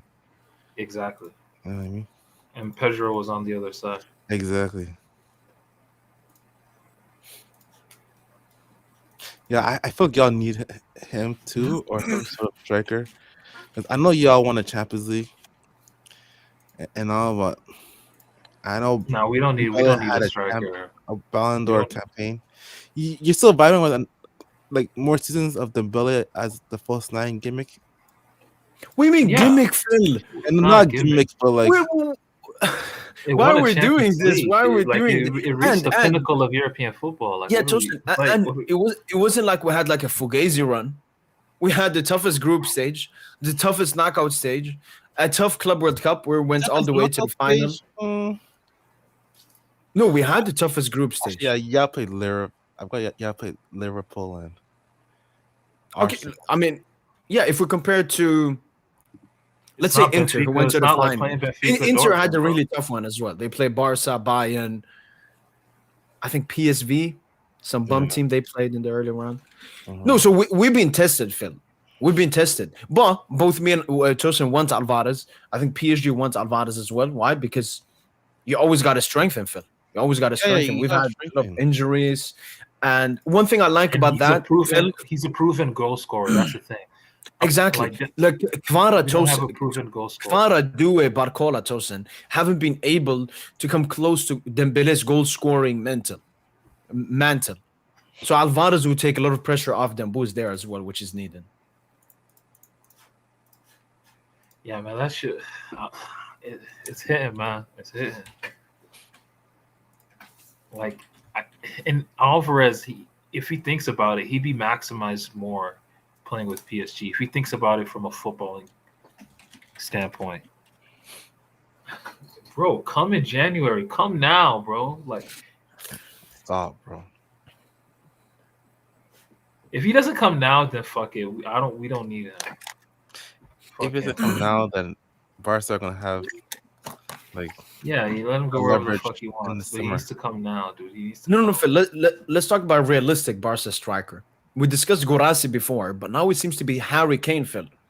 He has a 65, 70 million release clause.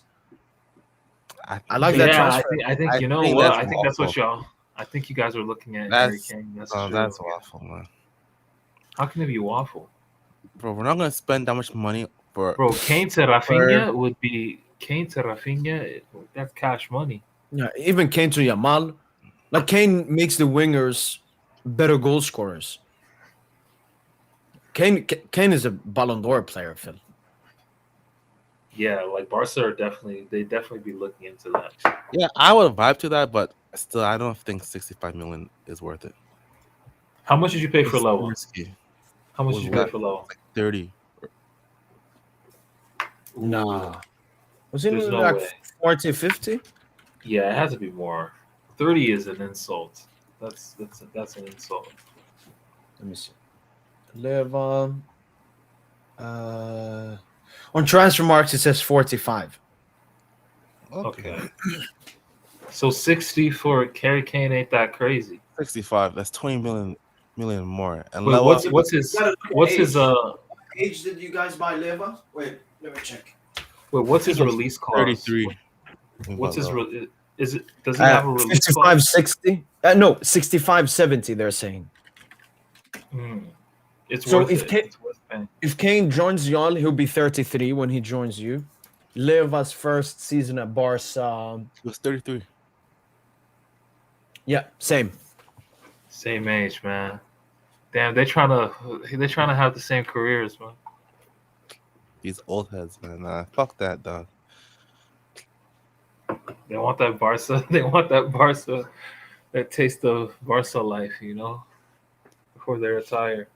Damn, y'all niggas is becoming a retirement home, low key. Damn.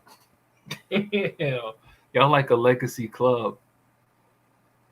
Like Nah, chill. teams pull up to Barca for like a legacy act kind of thing. Damn, that shit is cooked. No, I think it's a very smart deal for Barca because, like, why I never entertain Alvarez to Barca because, from an economical standpoint, it doesn't make sense. Barca, because of the economical situation, they have to make some kind of short-term replacement. And Yeah, Harry and Kane will start performing immediately. yeah, I think Julian is definitely coming in January. Okay. I think he's coming in January. For me, the only Let's thing with fucking- Kane is we've always known he wants to go back to the Premier League to break the Premier League goal scoring record. For me, that's the only thing. Like with Kane, but I mean, if Barca are calling, maybe he would want to go there as well. If you can find a way to play Dembuz, Kvara, Alvarez, and Doué, that's your new four. Whew. Man, let's go, man. Let's go. Bro, I still love Barcola. Let me just say this about Barcola. I still love Barcola, but like, look up the word indifferent. Like, I'm indifferent to Barcola now. Like, I kind of know what to expect.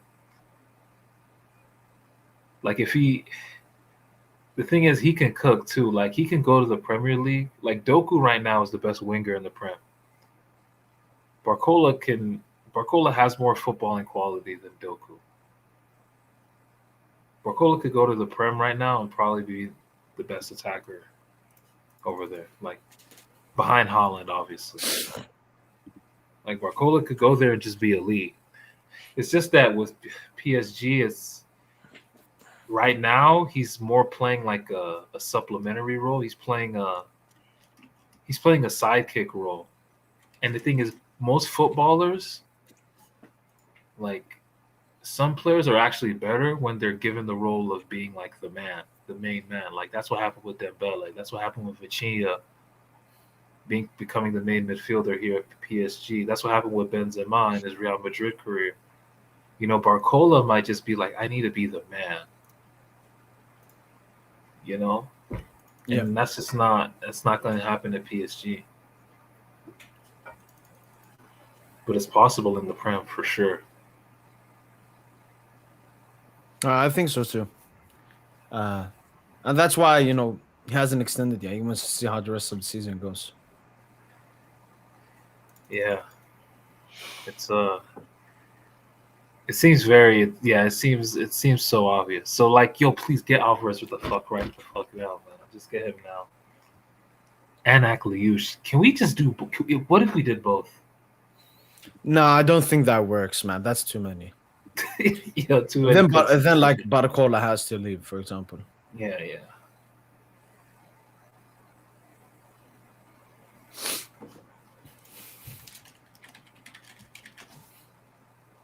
Oh, man. Oh, Phil, back to Camp Nou. Yes, sir. Atletico Bilbao. Yes, sir. Can't wait. Is it going to be fully finished off at the end of the season, or? No, probably in 2020. 2027 is when they're going to add the roof. But I think they want to finish like adding the seats by ending of 2026. And then 2027, you're probably going to go back to the Mondrique when they do the roof for like 4 or 5 months. Because we can't play when they do the roof construction. Okay.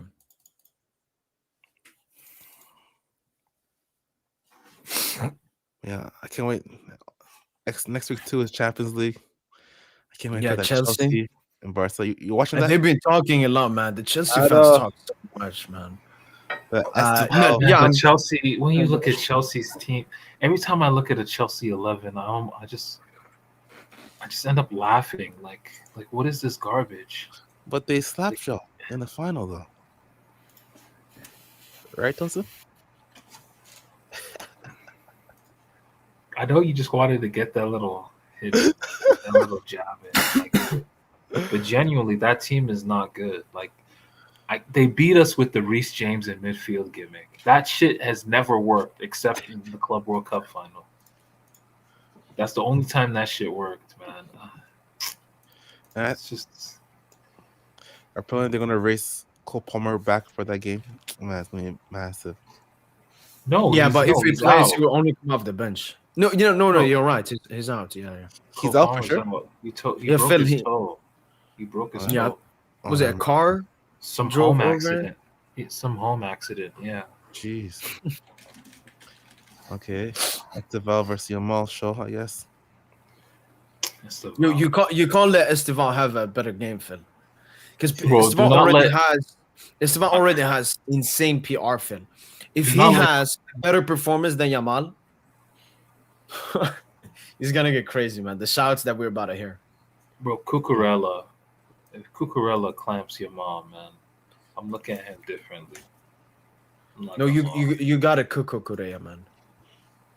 No, but if he doesn't cook Cucurella, then he's really not a guy. Cucurella is actually a class.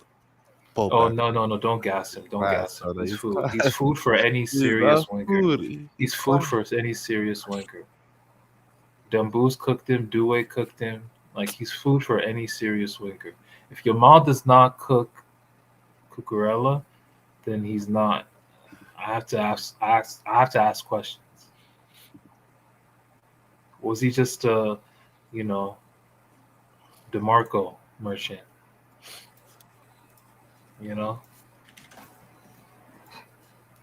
But are you feeling confident, Phil, going into that game? Yes, but I'll feel more confidence if PSG were to make it. He might make it. Yeah. How is it with him? He might make it to that game, but there's low chances. They're going to try to ease him in and let him come back for the not this weekend, but the following weekend league game. Okay. Man. Yeah, you shouldn't press him like you did with Rafinha. Just let him come back in his time. And the Stamford Bridge is just like such a small. It's not necessarily a small pitch, but it feels small. Yeah. So it's going to be interesting to see how you guys adjust. I think we will hoop. We would hoop. Oh yeah, and No, but John like and Garcia. see if you guys, like let's see if you guys. Oh yeah, he'll be back by then, huh? Yes, sir. And Phil is gonna be like the first. That cringe offside You just trap. face Though. Newcastle. Y'all just need to stop that cringe offside trap. Like that's what's killing y'all. Phil, you did face Newcastle recently, but like this is the big English club you're gonna face. Yep. Like we faced them a lot last season, Phil, and what I will tell you is the thing they're good at is defending, Phil. Who is? For example, Chelsea, they're very good defensively. No, they're not. Just because they say, like against us in the Club World Cup final, like people don't like to say, but Chelsea sat back, Phil, and played on the counter against us. Man, that's obviously. And you know that was very dumb. Have no shame, Phil. If PSG but, sat back in a game, we would all be disgusted. We'd be like, "This is not the PSG way." Prem fans don't care because in the Premier League, a win is a win. Yeah, no, but see, this is where we need to be smart, man. Like when we play these Premier League teams, we now need to learn that it is a good idea to cede possession. To lead happened against Arsenal, we won the game. We got the bulk of the possession. Arsenal had the bulk of the possession, but we ended up winning the game. We ceded possession, we won the game. Happened at Liverpool, for large stretches at Anfield. Like when we played some of these Premier League teams, we need to just be able to just let them have the ball. You want to know why? Because these Premier League teams, they have their idealists on the ball. They have no ideas. They don't know how to play football. So just let them have the ball. Now, Arsenal actually have a tempo setter, but they don't have a real like number one option, so to speak, in their attacking setup. Like Saka is not that, But yeah, like when you ultimately look at all the Premier League teams, you need to be able to just cede possession, man. Like if Barca try to suffocate Chelsea. I mean, let's see if they're successful at that. I'll be very shocked if they are. If they are, then man, I mean, maybe they're better than I thought this season if they succeed that way. But if they just give Chelsea, the blueprint, like if they give Chelsea easy goals like they've been giving other teams like Club Brugge and shit, like Barca are in for a long night, man. It's good that you mentioned that, Tosin, because Phil, I saw a lot of Barca fans discuss the recent La Liga game. What was it? Valladolid? Celta Vigo. And that for the first time, we saw a little bit, maybe I would say in the Newcastle game, but we saw like the defensiveness when you were 3-2 up in that second half, Phil. Like Barca fans said, it was a little bit of a defensive adjustment from Flick. I didn't watch the game. That's why I heard. I watched the game. That game was just weird. Like we pressed, like we had our best pressing game, like since like the whole season so far. Like we pressed so well, created so many chances. We were great defensively, but we just lack. Like we just I don't know. Like our defenders sometimes we just lose concentration. Like that first goal that we conceded was just stupid, and then the second goal we conceded. Like people are blaming Frankie, but I don't blame him. It was all on Chesney. Like that shot was kind of straight at him, and then those so because they didn't create any other chances. They just got those two goals. Like their XG was like 0 point something. Usually before, since we didn't press that well in games, we used to give opponents so many chances, and then our opponents used to always get XG close to 2. So like we defended pretty well. Like we pressed well. Like so now I kind of see Flick's system like, and Flick is like he's sick in a way. Like he knows that there's defensive flaws, but in his eyes, he believes that like the main reason is just because we weren't pressing. You know what I mean? And like I kind of see it now because in that game, it kind of opened my eyes. Like we defended Vallecano. very well. Oh, I, okay. I mean, Bigo. Like I know we conceded 2 goals, but like we defended very well, man. Like we bossed that whole game, man. Like and like we were pressing crazy. I think I DM Tosin like even a Twitter account. He made a clip of all of our pressing sequences, bro. Like Lamine was pressing crazy. Like we created like 4 No, chances from our I know. pressing. You showed me that video, and all I just saw was just imprecise passes. From the opposition straight to Lamine. Yeah, but that was because of a press too, though. Clear match fixing. Oh, why you tell us a troll? It's because of our press. Can we watch it or no? Maybe copyright, right? No, send it to me. Whoever Yeah, has. I haven't seen on Twitter. Okay, let me scroll up. So yeah, I'm looking at Barca. Barca have not kept a single clean sheet in their Champions League campaign, and that will continue to be the case. You think so? Will be nowhere. Yeah, you will not. You don't keep clean sheets. Your season will be over in February or March. Okay, we'll see. La Liga, you still have a chance though. La Liga, you have a chance to go on a run in La Liga. But as far as Champions League is concerned, your season is over in March or thereabouts. How many clean sheets have y'all kept this season? Let me see. That Atalanta game, bro. Yeah, it's just one game. Like, what are you talking shit though? What you mean, bro? We scored 7. We had a game where we scored 7. Yes, and I remember Atalanta had so many injuries, bro. Like, stop, bro. No, we scored 7 away from the crib. Not like that. No, it was at home. No, away. We scored 7 away. Atalanta? What are you talking about? No, Leverkusen. And you considered 3, no? No, 2. Penalty tax. And one banger. Aleix Garcia scored a banger from 30 yards. So just, where is that? 2 aberrations.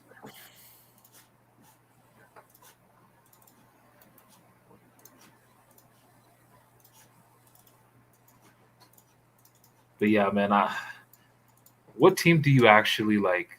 Do you fear any team? Me?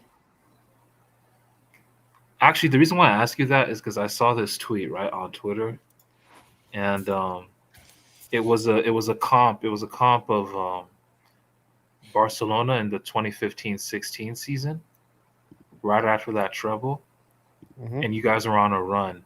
That was that quote is exactly precisely how I felt as someone who wasn't a Barcelona fan.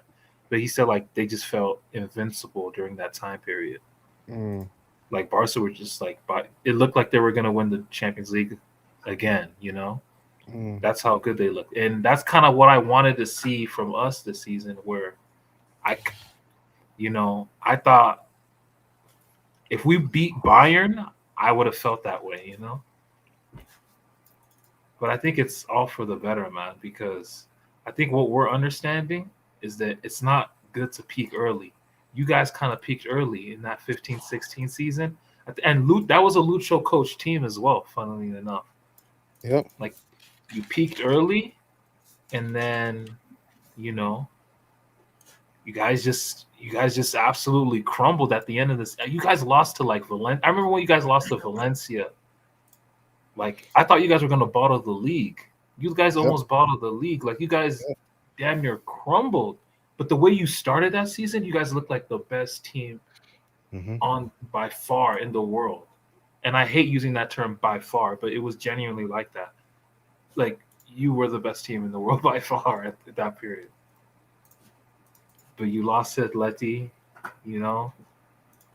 and then you went in a crazy losing skid before rebounding where Suarez started stat padding and shit. I think there was some match fixing going on, but that's just the hater in me speaking. But Yeah, Yeah, that's I what think this. Lucho's learned from that. That's why PSG right now we're comfortable. Like bro, we went to Lille away. Lille away is a tough ground. We're going to Lille away. We're playing in Jansu and shit. We playing like TTs that shouldn't even, like this is not a game for TTs to be playing. We're playing the best of the best in our league, and we're chopping and changing because of the injury situation, and we don't want to, we don't want to bust our nut. Pause like early in the season. Yeah, fair enough. But that's why with Barca for me, I still have hope because it's like what you said. It's about peaking at the right time, and I feel like this season we're gonna peak. So Around, which teams are primed to peak second half in your opinion? If you have to pick three teams, okay, so Barca, okay, two other teams. So, or I you think think it'll just be your team? like for this season, Yeah, just this season I think PSG will probably peak in the second half. further in the second half.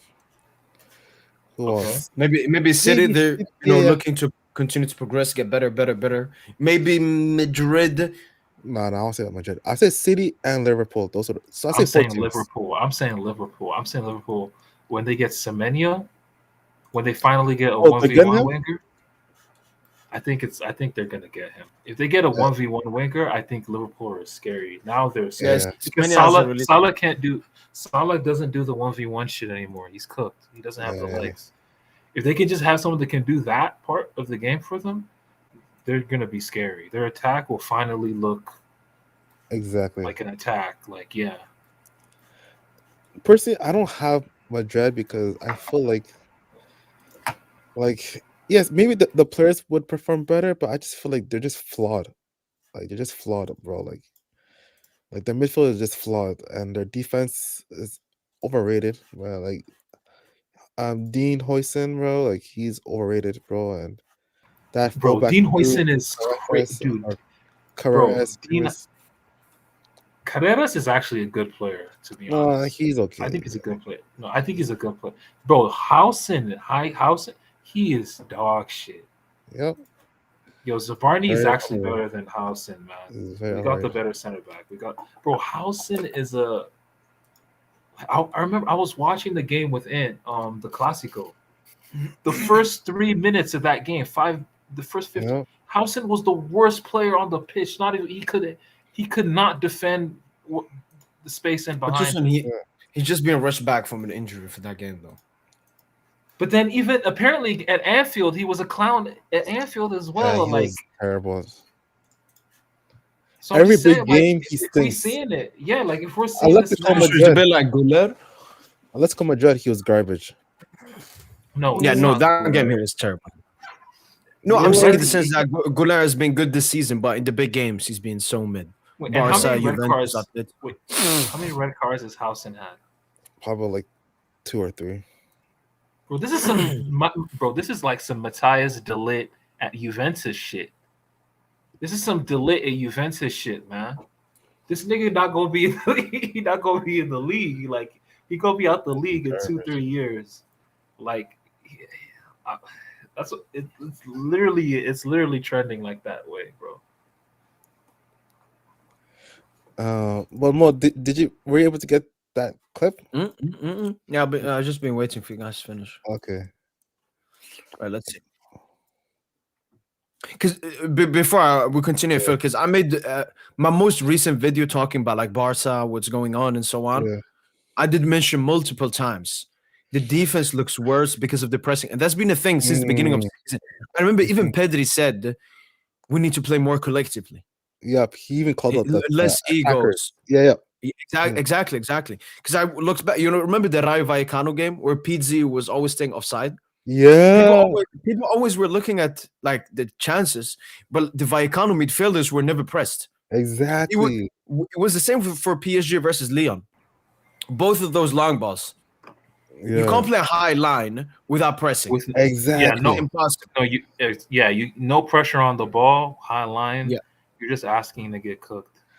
And like people act like high line is a bad thing. Like No, everyone has a it highlight. benefits you. Every big team has to play a high line. Yeah. For Yeah. me, If you're a with big Barca, team, it's if you just don't play been a the high offside. line, you're not a big team. Yeah. For me, it's just the offside trap. I can't remember the last. I don't think I've ever seen a team play offside trap like this intensively. But let's see here. Ooh.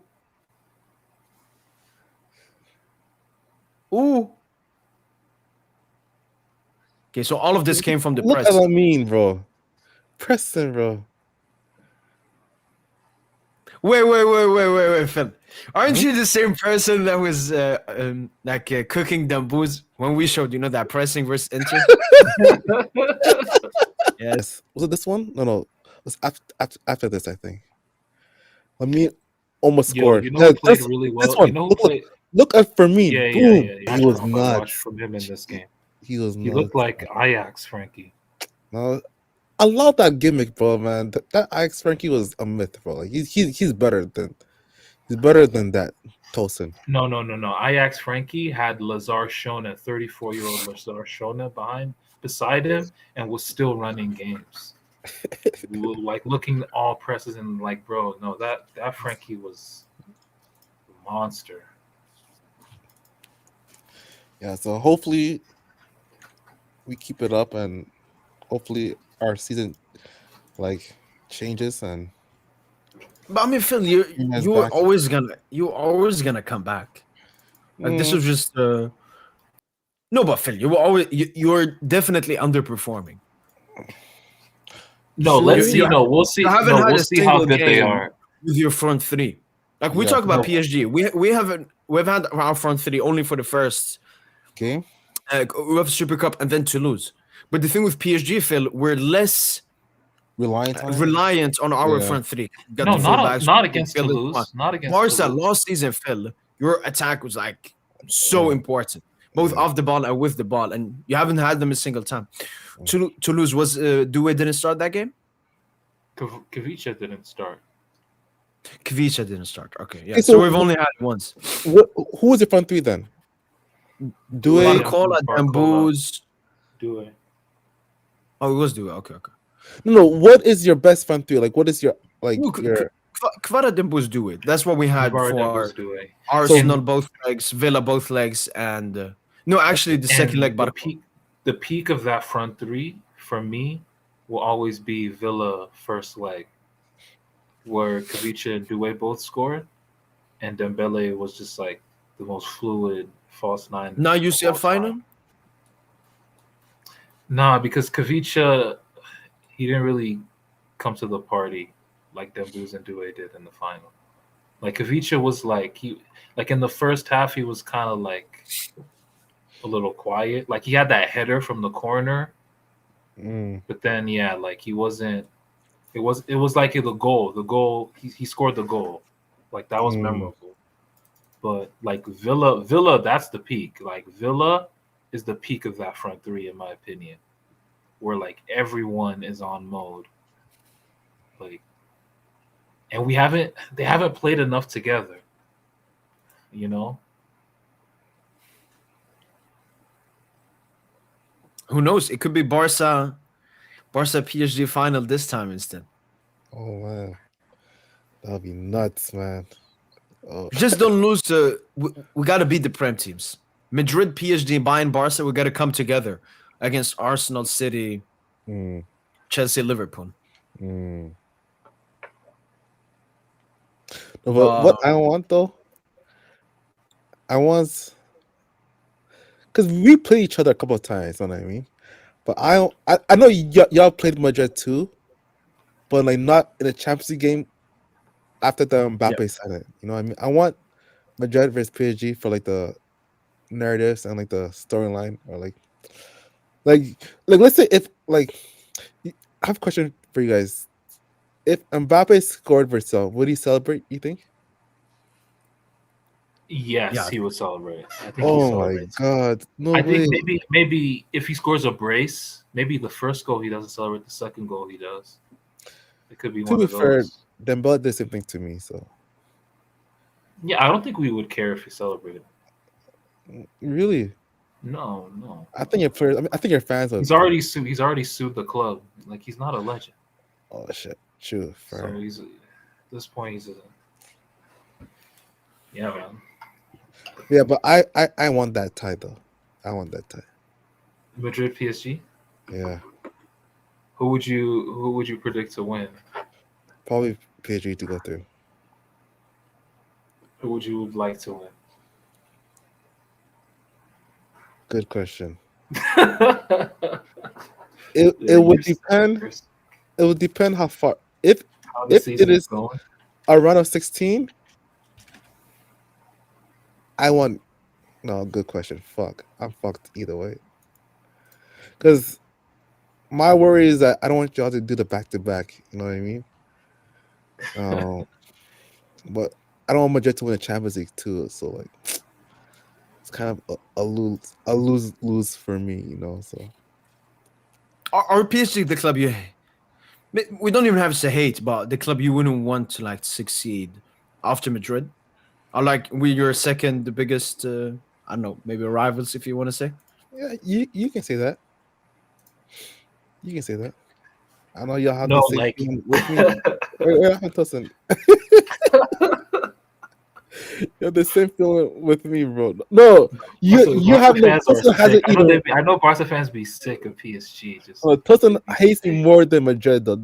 So he hates me like I'm like your biggest off, right? You hate Barca way more than Madrid, even though Madrid stole Mbappe from y'all and like scammed y'all in ties like 2018 and like 2022. You still hate me more. You still hate Barca more. Well, I would say the difference a bit with Madrid is Phil. Like when we have like heated stuff, Mbappe stuff, we hate each other. But like now, for example, when nothing is happening, we're calm. Barca, every single day they talk about PSG.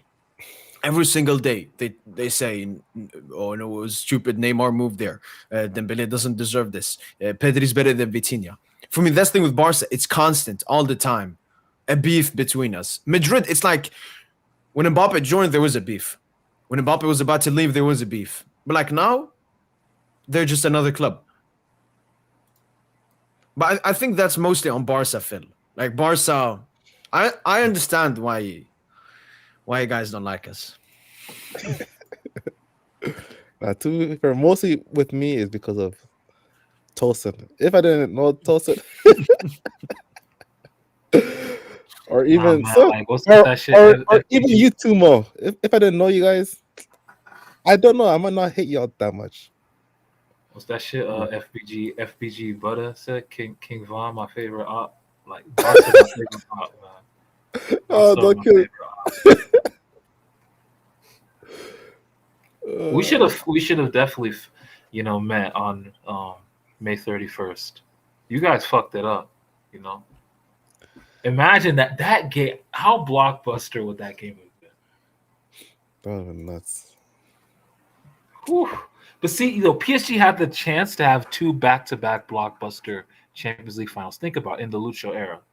No one talks about it. 2023, 2024. Madrid PSG. Oh my god, that would have been. I think that would have been bigger than. Barca PSG. Because it was You think- Mbappe's last year as well. Yeah. Do you think that would have been a bigger final than Barca PSG the next season? I think That would so. have been some Gotze. That would have been some. I don't know. that could Like have been PSG some, Madrid, Gotze. it's mostly Mbappe stuff. Whereas PSG Barca, it was everything. It was you had Rafinha, Vitinha, Yamal, Dembele, Hakimi, all pushing for Ballon d'Or. Flick, Lucho, Flick beat us, Phil, for us to win our first UCL. So I think there were more like all-round narratives. Whilst if it was PSG Madrid, it would be Mbappe last season versus Madrid defeat team. It would be too much Mbappe, man. It Thank would- God it we would have been didn't like get that a. final. It would have been like a like Dortmund, I would say, yeah, Bayern, like Gotze. yeah. Yeah, Gotze pretending to support Dortmund in that final. Oh yeah. Yeah, no. I'm very happy we didn't get him, man. That would I it would have still been would Phil. have. I still would. Yeah, because Mbappe would have fulfilled his. Like imagine we won the UCL Tursen. Imagine Mbappe's rep now. Mbappe would be already like a top 10 Like All time. consensus by everyone. Yeah, but you know what it is with Mbappe? I think Mbappe's his storyline is the international thing. I think his storyline is to be dominant on the international scene. I think the Champions League, it just might not happen for him. I mean, he can change that, Tosin. He can, but I'm expecting him an Mbappe craziness from Mbappe at the World Cup. I'm not gonna lie. Yeah, but like the World Cup is coming. Pele as well too. What's your expectation, both you and Phil, on Mbappe in the UCL this season? Like he should be competing to be the top goal scorer and be good in big games. Not stat pad versus Kairat and then stink it up versus Liverpool. Like it's just Mbappe from PSG. It's the same. It's very player, easy. Man. Like to play Mbappe in Europe it's very easy. You know, just suffocate the left channel. Like put emphasis on your scheme defensively down that side of the field. Make sure you're touch tight to Mbappe.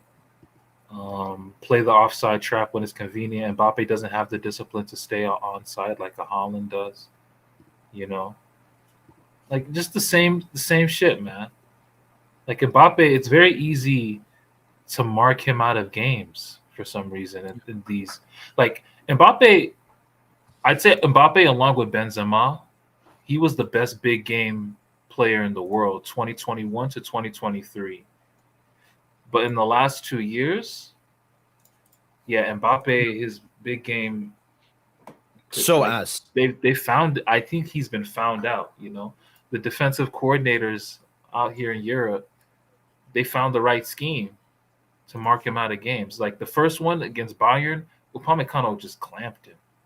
2023, remember that? Yeah. Bayern just said, you know what? We're gonna put him in single coverage. We're just gonna put Upa in simple. Upa ended up getting cooked by Haaland, which just goes to show like Haaland is just a different beast. Like, but one thing with Mbappe, I think it's mental as well, Tosin. Because what's the biggest difference between a small game and a big game? Obviously, the opposition, you're going to face bigger opposition, but it's the mental thing. Doing it against Elche and Kairat, and then doing it against, Barca and Liverpool. It's the mentality. Mbappe's mentality is cooked, man. But I don't see him mad. Those Poch years. Do you ever see him mad? But again, those Poch years, he was the best big game player in the world. Remember? No, I know. I'm just saying he doesn't have that mentality anymore. Like he doesn't have that mentality. Like a player's mentality can go. It's like Messi's mentality with the Argentinian national team. Compare Messi's mentality with the Argentina national team in 2010. He was fucking ass. I think he was like Yamal. I think he had like 30 shots, 0 goals, like the worst conversion rate at that World Cup. And then we saw him improve 2014. Then he went down again, he was shitting his pants, and then he cooked up. So I think Mbappe just can also be a mental thing. Who's what? So do you think he'll ever regain the previous mentality he had? Because I thought he started well. New haircut, he was cooking against the farmers, but still the same old Mbappe. Have you noticed that they've been dog shit though ever since Bellingham kind of got back into the side? That's a good one. That's a good one. I think Tosin might be onto something because I remember the first couple league games of Madrid, you can notice him and Goller, they were vibing like. They were winning the ball in the final third the most in Europe. Yeah, Madrid of all teams. Exactly. And by the way, let me say this as well. No one talks about this. Lucho's first season, people try to pretend. Yes, is it hard to build around Mbappe? Yes, but to pretend like you can't build a good pressing side around Mbappe is lies. Lucho's first season at PSG, how good were we pressing? No, I remember we were one of the best in the world. We were the number one, I think, along with Sociedad, but Sociedad ended up falling off. They ended up falling off.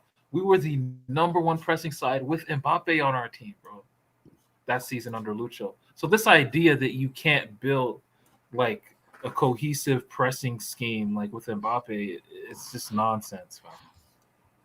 Well, it's a good point with Bellingham there. 100%. I thought it would be different seeing the masterclass he had in that El Clasico. But not Jude just meant. By the way, now we talk about Jude.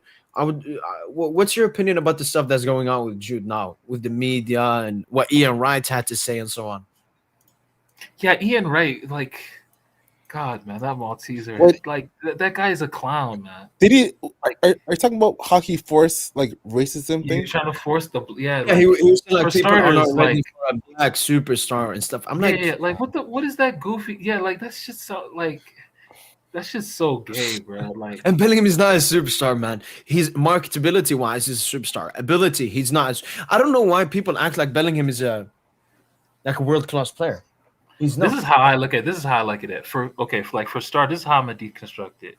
For starters, like Bellingham, first, like Jude is not even black. Okay, at least for me, he isn't. Like Blake Griffin, LaMelo Ball, Mbappe, they blacker than Jude. Okay, now a lot of these Madridistas, man, like they have main character syndrome. Like they believe that part of the reason that he's being targeted is, he rejected the Prem to join the like. Yeah, It's just yeah. nonsense. Just nonsense. Okay. This reporter, whoever, some Daily Mail reporter that's been ragging on Jude. Ultimately, he's just a journalist. In the grand scheme of things, he's irrelevant. He's a fucking journalist. Like these fans give more of a fuck about this journalist than Jude himself. Like who gives a fuck about? Like the way I see it, this is a football issue. Okay. When I look at Jude, the footballer, okay, he is of that bloodline, the Brian Robson, David Beckham, Steven Gerrard, Frank Lampard, like that, like match-winning midfielder. Essentially, he's the type of guy who's gonna look the busiest on the field, but isn't necessarily the most effective because the tactical awareness is close to zero. It's a lot of running for the cameras, not really doing the hard yards. Like I think back to like the Clásico, the cup final last season, where he let Pedri just run 30 meters upfield and he's just walking. And Pedri just scores that banger. I look at like the Arsenal tie, like second leg.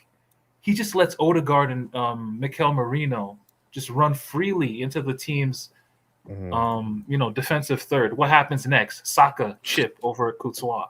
Like Jude is just not he's not disciplined. He's not a disciplined player at all. And Tuchel sees that. That's why he plays. That's why he's a second striker. He's a shadow striker. This is what he has that hero gene that those British midfielders have. Yeah. I want to be everywhere.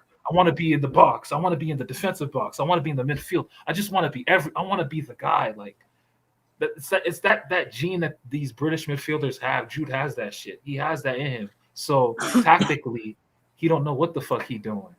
He just basically a striker.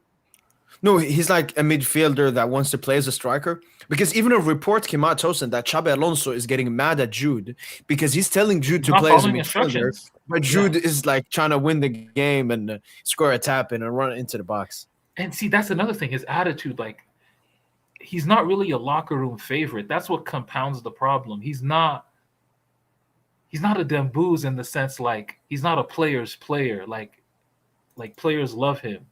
Yeah, he's like a fans player. Yeah, like exactly. Like he's not a player. He's not a player's player. No, but do you guys know about his parents thing as well? You got always look at the parents, Tosin. We did that, when we discussed Yamal and so on. But you seen Jude's parents after Job got subbed out in a game, they stormed the dressing room and just cussed out the sporting manager. Kel, wherever his name is. And then they got banned from the locker room. So if that's your parents, as they say, the apple doesn't fall far away from the tree. So, no. And it's so funny that people are trying to act like Bellingham is some saint. We can talk that the media is racist or maybe exaggerate stuff when it comes to non-ethnic English players, 100%. But don't try to act like Bellingham is some humble guy. Because that's what Ian Wright said. Ian Wright said they like Kanté because he's humble. Or like, and they hate on Jude. Yeah, Kanté is a humble person. Doesn't give a single reason. And why does he bring up another black person? Yeah, like he's trying to make it the black thing. Yeah, I hate that shit. I really do hate that shit. And then he was bringing up Pogba, Tosin. And I would say it's different, the hate that Pogba received and that Bellingham. Pogba received that people felt he was too flashy. He wasn't performing well enough. He wasn't consistent. Pogba never got slandered, Tosin, for, I don't know, cussing out the referee, criticizing his players, doing all of this. He didn't. Pogba's level in his like first season at United was actually nuts. Like with Ibra, but every week he was getting slandered in the press. He was playing at a higher level than Jude is right now. Jude has been buzzed. Jude has been buzzed since like that purple patch to start his Madrid career. He's been buzzed. And he's still winning like these fan voted man of the match awards and shit. Like Pogba was giving like 7 out of 10s, 8 out of 10s, like maybe once every other 3 games or 4 games. And he was getting slandered in his debut season. Like, yeah, so I don't know where he got the. I understand the pattern with previous English black football players getting more criticism than others when they bring up the Grealish example and stuff. But Bellingham, Tosin, 90% of the hate he receives is not because of his skin color. They're trying to do the same gimmick I've seen with Yamal. I saw a thing that 60% of the racist abuse in La Liga Yamal has received, which makes sense. But it's like people don't understand what racism is as well. No. It's just hard hatred. No. The Yamal is different. His is actual racism. No, I know. No, I know he actually receives racism. Like they call him mono. I think at the when you beat them 4-0 last season, I remember I think 3 fans called him ape or something, and then they got banned from the Bernabeu. Just with Yamal, though, he doesn't take it seriously. Sometimes you just gotta deal. Sometimes you just gotta deal with it with class. You know, like Lamine. I'll applaud Lamine. Our fans were calling him ape and everything. What did he do? Cooked in the game and was just smiling. Yeah, and then he went away. Yeah, Lamine as well. Even Lamine, I can't believe I'm saying, but I'm gonna applaud Lamine. Like, you know, he gets slandered, a lot of racist abuse, but he's been like, there was racist abuse he was receiving from like people within football, and like his parents were going apeshit on his behalf, and he tells his parents, "Calm down. They didn't mean it that way," and then he just continued like. But like that's some maturity. That's like his maturity. Like it's actually shocking. You know, I didn't know. I see what you mean, but even as a Lamine fan, hopefully when he gets older, he was maybe like. I don't want to cry like Vinny, but like he should bring light to it and like help prevent it. Because like what he's doing now is like he's acting like he's normalizing it. Normal, yeah, know what I mean. No, but look at even Dembele though. Like, but I remember Dembele there. Dembele, a lot of players have gone there and received, like Benzema got hella abuse in Spain when Benzema he got hella abuse. It's just how you deal with it. You act like you're above it. That's what you're doing. You're above it. You're above it, and you are above it. You know, it's just some loser in the stands who's making pennies on the dollar. Like, bro, he's not worth a squirt of piss next to you. Like, come on. Like, it's meaningless in the grand scheme of things. Yeah, for me, the thing is, a lot of the cases of racism, Tosin, it just, how can I say, if I hate a person a lot and I want to show it to him, I will go at his weak points. I don't know, talk about his family, talk about his mother. And then obviously one of the big things is talking about his skin color. So it's just people that are trying to get into the head. And I think Yamal, when you compare him to Vinny, Yamal shows how it's supposed to be done. I agree with Phil that maybe he could be more vocal about being against it, but he's not crying about it, which is the good thing. But yeah, for me, Ian Wright completely embarrassed himself. He's trying to talk like a BLM activist. He's just getting more hate towards Jude Bellingham, man. It's disgusting, man. And the words he uses, they don't want to see. Who are these people that like? Oh, don't want to see a black superstar. We can't see a black superstar. That's some bullshit, man. Just hella performative. That's all. That's what it is. Performative. Because what was it? Tuchel said. Tuchel said, like, if that's true, attitude problems and so on. He talked about it a little bit, I think. Yeah, Jude is just not a likable person. It's just obvious. But the thing is, he has those match-winning qualities, and that make you forget about it. Yeah, so because of those, like maybe you'd like to have that in your side, but right now he's not. He's only a fit in Tuchel's 4-2-3-1 that they're playing right now if he's playing off of like an actual target man. Like Kane needs runners beyond him, and they'll just encroach in each other's way. Yeah, runners or playmakers. But to play Kane and Jude together, really he needs to go 4-3-3. If you want to get Kane and Jude together, they got to go 4-3-3. But I think Tuchel prefers 4-2-3-1 because he thinks Jude benched at the World Cup. Tuchel is a football legend if he does that, man. Play Palmer, play Foden. But yeah, you can't play Jude 10, and you can't play him in a double pivot either. You know? Yeah. That's probably playing him in the midfield 3. No, I'm loving this, man. I'm loving this. I hope he gets even more because it's unacceptable, man. The way I remember last season when he just went up to a referee, talked shit to him, swearing all the time. Like why do you want to be unlikable? Like, I remember one time I think Madrid played Atletico, and then like, the mic picked up on audio, saying "fuck off" or so "fuck you," yeah, bro. How do you swear that? And what was that for, Phil? Was it a last ditch tackle? Was it a goal? Was it disallowed of a goal? No, it was for a throw-in. Yeah, a throw-in. They should take him to. He needs to go to a council. and then he got a red card for that later on, because then it was all over the media, and then the refs became more strict with them, and then he went to go yell at a ref in one game, and the ref gave him a red. Then, I remember that. Yeah, beautiful.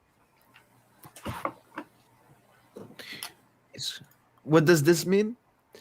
Respectability politics? Yeah, no.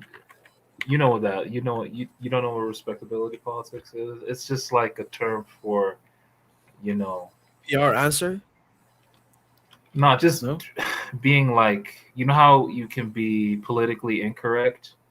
So you're doing you're being politically correct. Okay. Yeah. No. Another thing, like the Ian Wright thing, stuff that he was saying a quote that, they always want the black man to like look down or something. What do you guys think of that? Like, was he trying to say like the media doesn't want a black man to be like happy and express himself, type of thing? Yeah, expressive. Man, that's just nonsense, man. Yeah, nonsense. If you could, and I've noticed it's an English thing. They have these problems. Look at France. Like Jude, Algeria. The thing with Jude is Jude is arrogant, and there's just nothing really like relatable about him. That's why people do not fuck with him. That's why he rubs people the wrong way. Look at a Balotelli though. Look, people are saying you can't be a black Ibrahimovic, but then the first thing I thought was like Balotelli, like, and people love Balotelli because Balotelli actually had a human quality about him that even despite his antics, people were actually drawn to him. Jude just comes across as just hella entitled, bro. Like, niggas don't fuck with that. Like, there's nothing genuine about dude, bro. And like there was a clip. Let me see. I want to send it to Mo. There's like a clip, like somebody made a compilation of like Jude in England, like how like the vibes is off. Like, bro, no one talks to him. Like when there's like videos of them walking, like out of like the bus that they use, no one walks with them and talks with them, like, and like he's always isolated. And like the thing about Jude too, like, have you noticed when he plays against English teammates, like versus Arsenal or even versus Liverpool, like he's so aggressive towards them. I never knew that. You But didn't, I know like, the bro, Arsenal game, he was getting tossed around like that. no, he was like crazy tackles on Rice and like going crazy. I'm like, bro, like They I have the know. video. Yeah, let me send it. Yeah, No, but I saw like a little snippet of a video where like Mbappe's trying to talk to him and he's just ignoring Mbappe. Oh yeah, yeah, in the. Like, No, you know, but you're right. Bellingham lacks relatability because he's been an industry plant since a young age. You know, that's one thing Mbappe has always tried to fought Tosin. Because I think Mbappe Tosin, honestly, he's not happy with what his mom and his dad have done with him. Basically, Project Mbappe since he was young. Because you remove all the personality from a person like that. You make him more into a robot. And that's exactly what Jude Bellingham's parents did with him. When he was a young age, PR train him, PR train him, PR train him. And now he just looks like a robot. He looks like, you know, one of those filthy billionaires that has so much money and then that doesn't understand anything.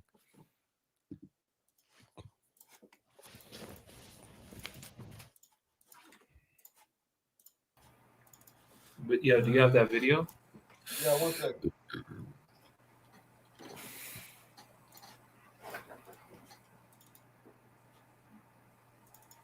When is our game tomorrow? Is it prime time? Usual time, night time. Okay. Yes, sir. I'm going to do a watch along Tosin for Barca Chelsea because he's on Tuesday. So if you want to. Mo, I Yeah, sent. I'll pull up for that. Yeah, Phil, you joining? I don't think so for that game. Just join for the post match. Join for the post match just to say, just like the last 10, 15 minutes, just to say, Yeah. just to give your take on the game. Yeah, or I mean, we're gonna have a pre-match after for the PSG Spurs game the day after, so you can join Oh that. yeah, game. you're right. Phil, you sent it on Discord? Yeah, Yeah, I think I've seen this one as well. saw too. Okay. You know, the funniest thing is when I talk with someone that's defending Bellingham, and then they say, "What has Bellingham done?" I thought, so now it's good, Phil. I would save this video and send it. Mm.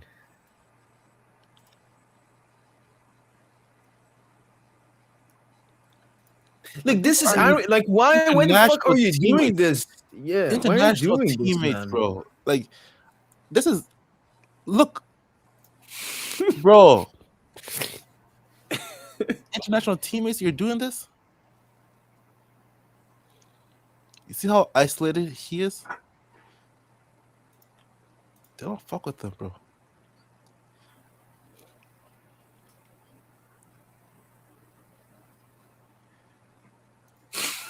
Nah.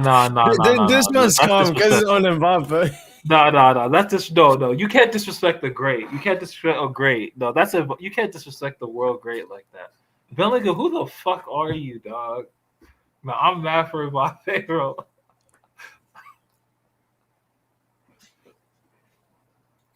We're gonna arrest some players.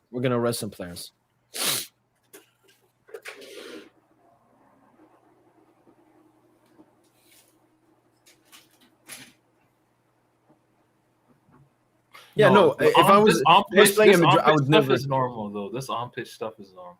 Yeah, no. I mean, Bellingham is calm in being mad in a situation like this. But I would. This stuff. I would never want to play. It's the off the field shit, bro. Look at this, Tosin. He gets a pass between the lines. I mean, he has so much time to see where the ball is gonna end up. Maybe it bounced on the floor. It gets wrong, and then the first thing he does is that's a bad manner. That's unraised kid.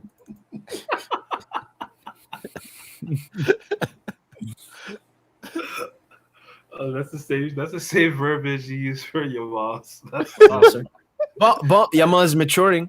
None of this. Started doing this. He's listening, man. He's listening. Man, Yamal, you wanna come to Paris, man? You wanna come to the French Cup? Oh, here we go. No, but Phil, in 2028, 2029, we'll discuss Yamal to PSG every post match because the reports will be. I just know it, Phil. Oh, here you were talking Holland. Thing. You were talking Holland 2029. Fuck that. Yamal 2020. Oh, here we go. Both Wilson Yamal. doing Neymar and Mbappe again. You're Nah, sad, just man. Yamal, man. Just Yamal, man. It's the Neymar prophecy. Ooh. Good questioner from Touchline. What more does Greenwood like? What would it take for Tuchel to call up Greenwood? Or more? What would it take for the No, English national team to want to? It's beyond Tuchel, right? Because Yeah. it's the FA. The FA don't want to call him up. Do you guys remember? Because I can't think about a football player being in a similar situation. Can you guys remember maybe a basketball player or something?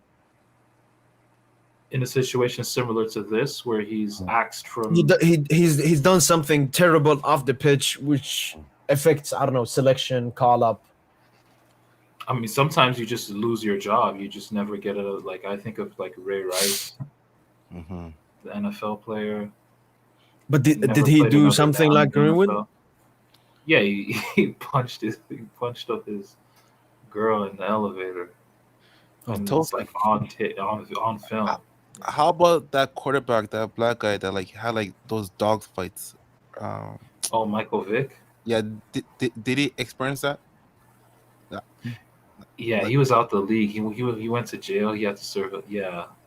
Okay. Yeah, it took him a while. Yeah, and they were always talking about having a second chance.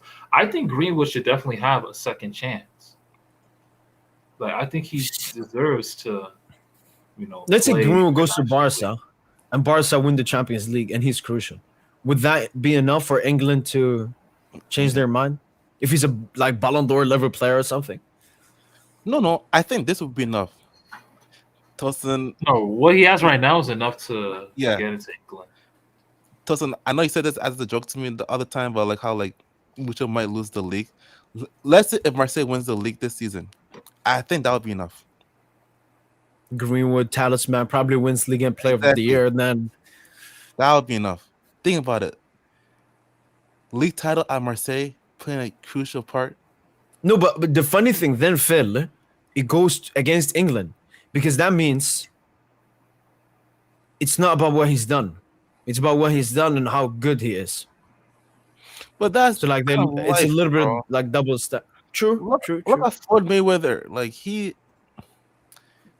I think he went to jail for something like that, and then he came back for like battery or like domestic abuse or something. Yeah, even his kids were the one that called the police, and he came back, still like performing great, and then people don't bring that up anymore. Like that's how life is. I know it sucks to hear that, but like, no, it doesn't. It's just second chances. Everyone deserves a second chance. Yeah.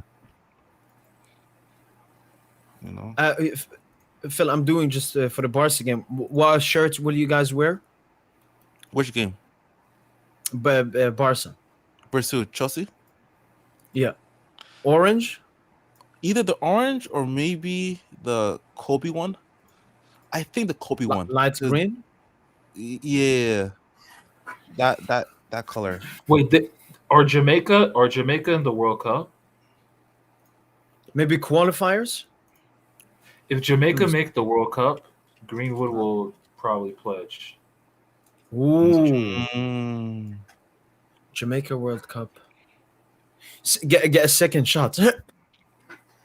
Bro, man. Ever since Congo beat Nigeria, man. Man, y'all are embarrassed. Yeah, nah, don't act Nigerian now, Tristan. Don't act. I know. No, because I'm like, have you seen how shameless though? But have you seen how shameless all the Congolese players in the diaspora are moving? Like Mavdidi, remember Mavdidi, the former Montpellier? Montpellier, what do you do? Yeah, like he's saying, I would like he would try and play for Congo. Then there's Seni Mayulu. They're trying to call up Seni Mayulu to play for Congo. That's a good one. No, I like Africans choosing their roots. What was it? One big player, I think he went, a Prem player.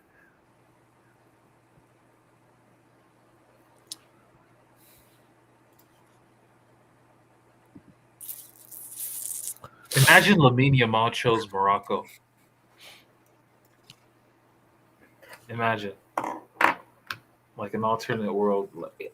He wouldn't be as big as he is right now, would he?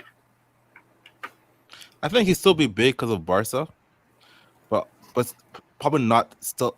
But yeah, probably not as big still because the Euros helped him a lot. Especially Euros. You're right. Like that 16-year-old gimmick thing, like the. And he wouldn't have been part of the Morocco semi-final, but he would have probably gone to the Olympics with them, and they would have maybe won the Olympics with him. Mm-hmm. Yeah, he probably won't be as big. Yeah, Spain kind of. Do you guys have any interest in AFCON coming up? Hells no. With Phil, do you know, like, you have bloodline with Nigeria, right? No, he's Ghana. Ghana. Yeah, oh, Ghana. They're not there. Or they're not, man. I didn't even know, dog. I don't really. Yeah, no, I think they like massively bottled it against some shit team. I don't know, I just couldn't vibe to it, man. I know I sound like a coon, but like just a football, bro. Like the ball's bouncing so high, like pitches all patchy, bro. Like, but it's the vibe, Phil. Yeah, the vibes are insane. It's so like it's so trolling. You remember that meme gif from last season, from last time? That what was it? A manager. AFCON. This one. This one. You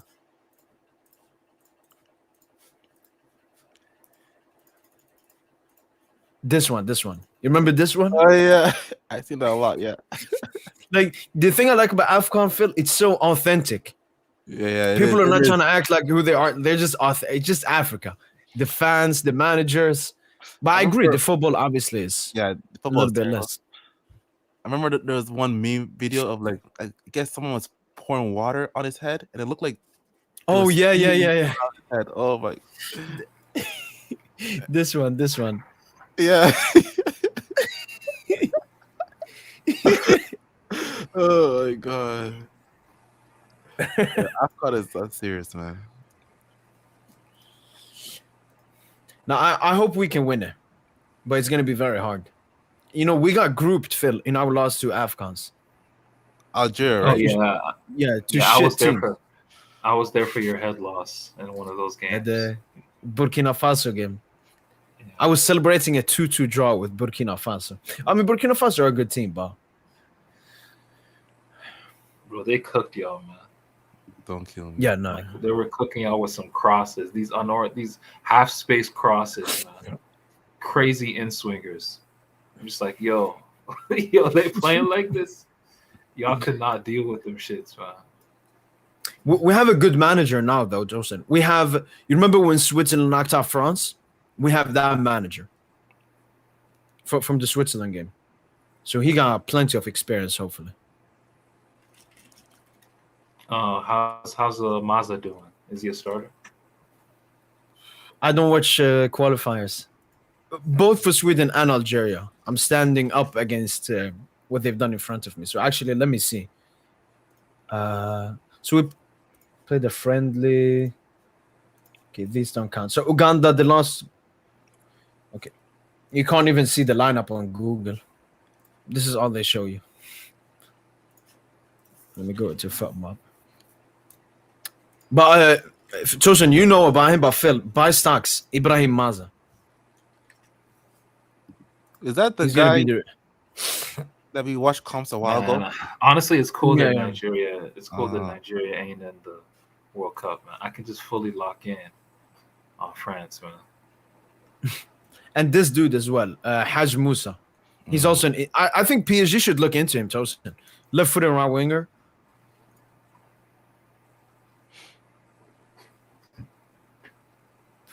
Oh, he plays does he play a Feyenoord? Yeah. Okay. Yeah, you showed me him. Oh, so we got some good. Maybe Achlios chooses us for the World Cup. How would Achlios has already played with France? What are you talking about? Yeah, I know, but they changed the ruling to 3 games. Okay. You think Akalush is gonna bottle a World Cup call up? I mean, looking as was he even called up this time? Yes, he was. He scored. He Oh, scored he in was? his last appearance. Yes, he scored away to No. Azerbaijan. Oh, he okay.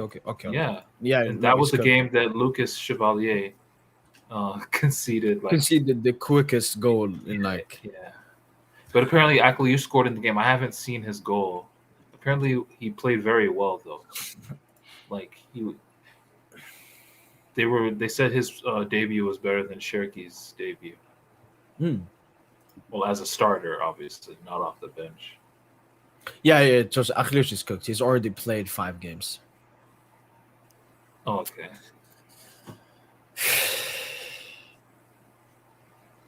Who could y'all get? Who could Nigeria have gotten? Like in an alternate universe, Nigeria could have had like David Alaba, Olise, uh, obviously Osimhen. Saka.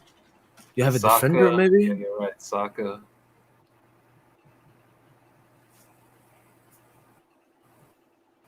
Oh, Alaba. Alba's half Nigerian. Yeah, I said Alaba. I already said. Oh, you said. I said Alaba.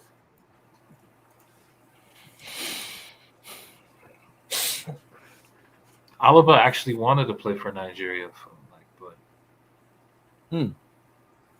they just the Nigerian FA never knew about him.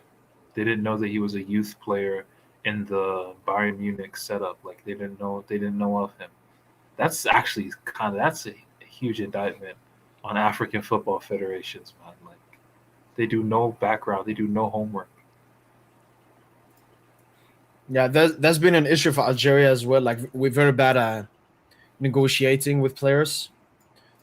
For example, Morocco, Chosen. Morocco is insanely good at that. That's why they recently won the under 20 World Cup versus Argentina.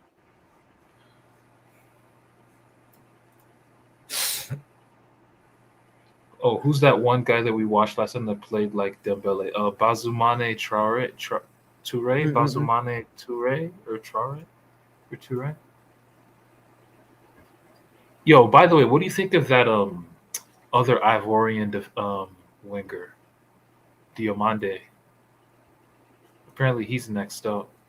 The Leipzig winger. No, I don't know anything about him.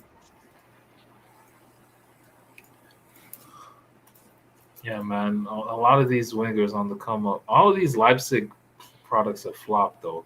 Xavi Simons, man. Bro, Nuno got to hold the L on Xavi Simons.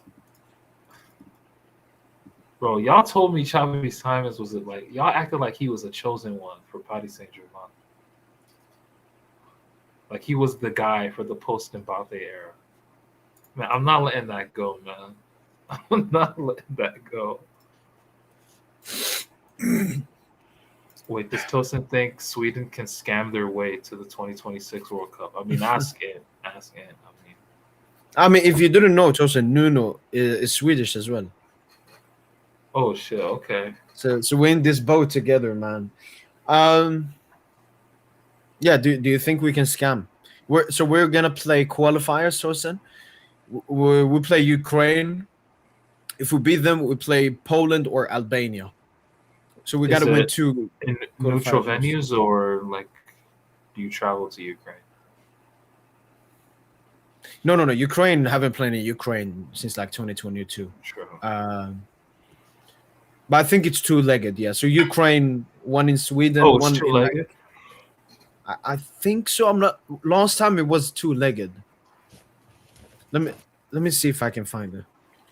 So do you have to play 4 games or just 2 games? Okay, so right here it says only 1 game versus Ukraine. Okay. So maybe it's only 1 game, and then another game. Maybe, yeah, and then it should be neutral venue. Yeah, single game.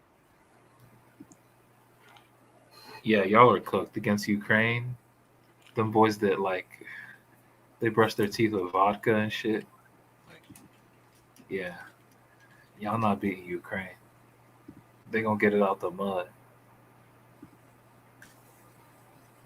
No, we got to get revenge on them, and then we have Poland. I hope we have Graham Potter as our manager. We just got him. Yeah, I see. Like Graham Potter is a subhuman. No, He doesn't inspire confidence. He doesn't inspire confidence at all. No, Graham Potter is like the biggest manager we've ever had. We've never had a manager with like Premier League experience and stuff. Exactly. That's you guys got fooled.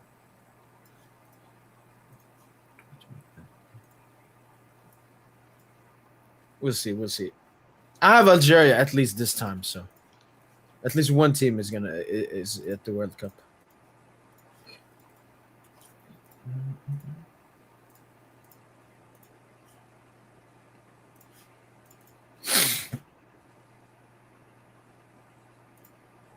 Why isn't that 2-man punch like a thing? Like even Sorloth and Holland, that's kind of becoming a thing in international football. Maybe Vlahovic and fucking Mitrovic, that was like a thing for like maybe one tournament, I think. Like why can't Isak Gyökeres, like why can't that be a thing? I mean, it's less about them, more about the team. So like we've had the transition, we had the new manager trying on new stuff. Some players retired, so a new crop of players. But Isak and Gyökeres, they were good. Like especially Isak. Like, Isak has performed well. Do you guys still deploy Forsberg and shit? No. Ever since he moved to the MLS, he's not been playing. Damn. So who's like your playmaker? It's a top one. It's Kulusevski, but as you know, he's been insanely. He's been out for so long. He's crocked, right?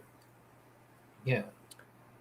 Yeah. So we haven't seen Kulusevski. We have Rony Bardghji. We have Lucas Berval. We have Ayari from Brighton. Like we have Isak Hien as a center. Like we have such a good team. The thing with Isak and Gyökeres Tosin is, both of them didn't have a preseason. They were fucking around with their parent clubs. So they've been cooked when we needed them the most. Acting a little bit selfish, you could say. Oh, like prioritizing their club situation over the national team? Yeah, I mean, they knew they were going to have these important games, and they opted not to, play preseason and ditch their clubs. Zlatan, Zlatan in his book talked about that.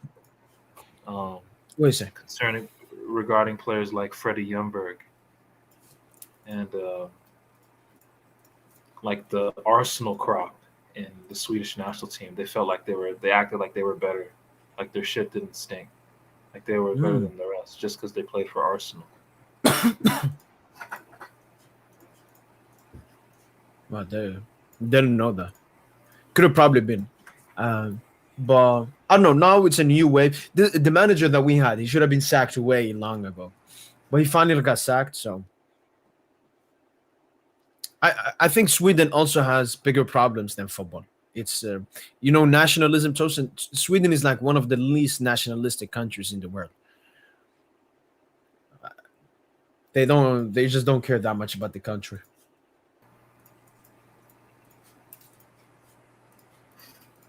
Like Nigeria, if Nigeria make the World Cup, Tosin, you would see the streets of Lagos burning from celebration. If Sweden make the World Cup, they would be like, "Yes, come on." That's a Sweden. That's a Sweden. Damn, so y'all are just like NPCs. Y'all just a country at NPC.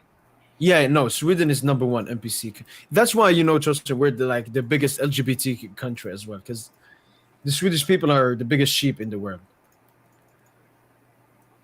Yeah, y'all got like no nuts. No. We used to have the biggest nuts. Used to be Vikings. But yeah, no, that's y'all barely have T levels. Like, no, it's cooked. I actually saw a stat, Tosin. So in 1970, I think 96% of men had a job in Sweden. And maybe 5 to 10% of women had a job. In 2023, Tosin, 66% of men had a job, which means 33% of men are unemployed, but 60% of women have a job. in a few years, Tosin, there will be more working women in Sweden than men. Yeah. And I can't emphasize how cooked that is.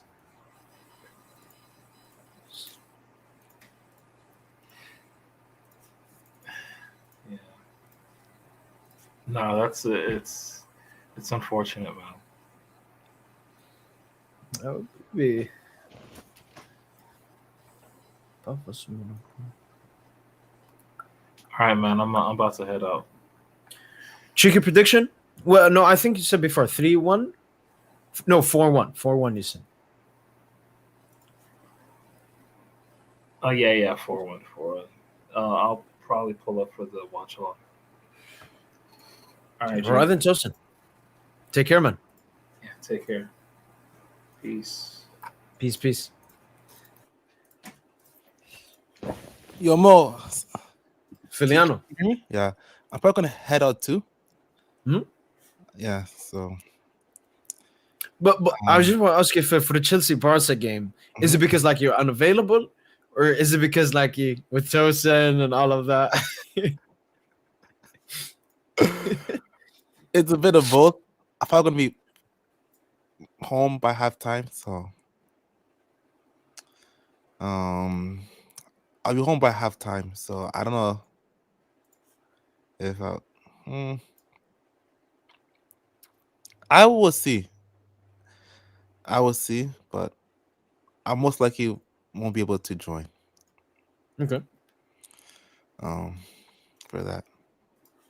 Hmm? But no, we'll just talk then later after the game. Yeah, that can But I work. hope you win. I'm a cool Oh yeah? No way. Okay. Yeah, no, Chelsea. Fuck Chelsea, man. And like you need to like, if you lose this, then like we're not battling top 8, but like now it's getting sketchy. You know what I mean? Because like we lost to PSG, we drew to Club Brugge, so like now we need to get our act together. Because 100%. I just want to get top 8, hopefully top 4, but I think that's gonna be. Yeah, I mean after Chelsea, it's calm. calm. Then you can focus on La Liga. Yeah. But yeah. Yep. So I'll let you go, and I'll see you next time. We'll do a film, man. Pleasure. Take care, man. Take care. Peace. 6 wins, 6 qualifier games. No. The mentality is absolutely cooked. The mentality is absolutely cooked. For me, that's the biggest problem. I'm seeing people smiling. I think I saw some short from a Swedish person discussing the situation, and he I don't know, he showed like a clip or something. It was just completely embarrassing, man. It was completely embarrassing.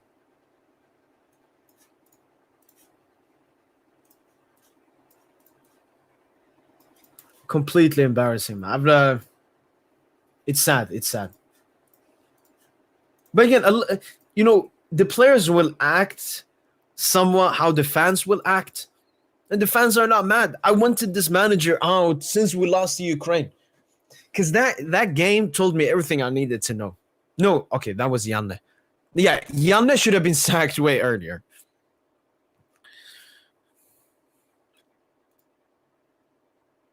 Yeah.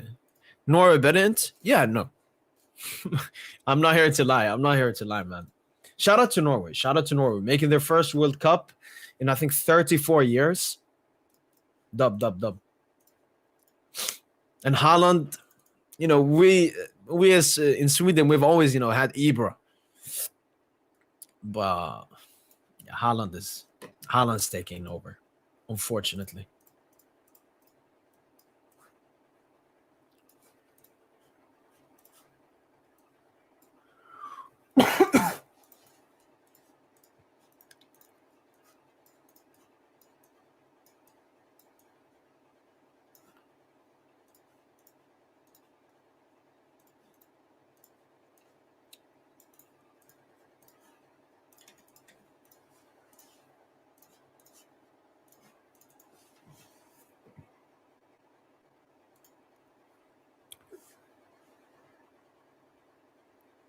What did he say?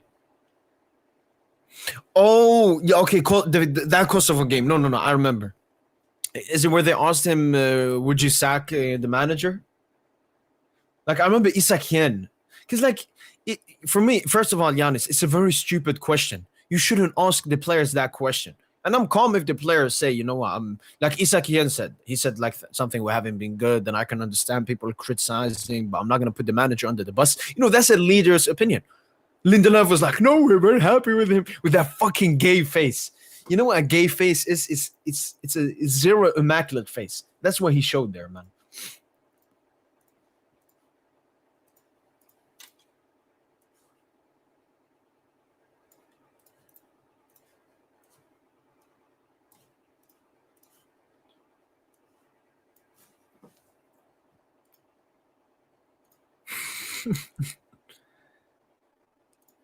No. And he's our captain. What is it with clubs employing bums as captains? De Jong at Barca, Marquinhos at PSG. Yeah, just more. Bellingham, yeah.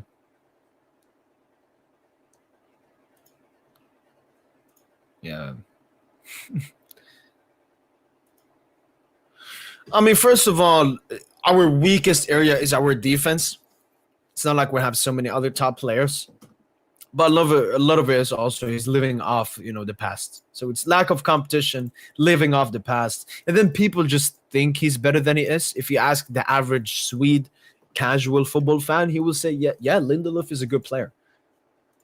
For me, the captain thing, that's the biggest disgusting thing. Like, he should never be our captain, man. Zero captain material. And I haven't understood this. If a player plays at a club for a long time, then he should be the captain. That doesn't make any sense.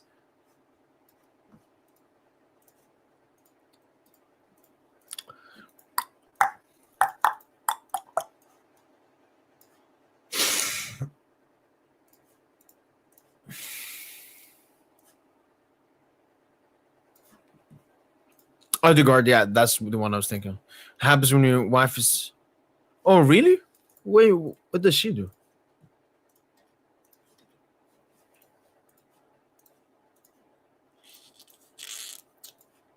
But people, make sure to comment your last stuff. I'm just ending it here with something I was editing. Madrid Olympiacos.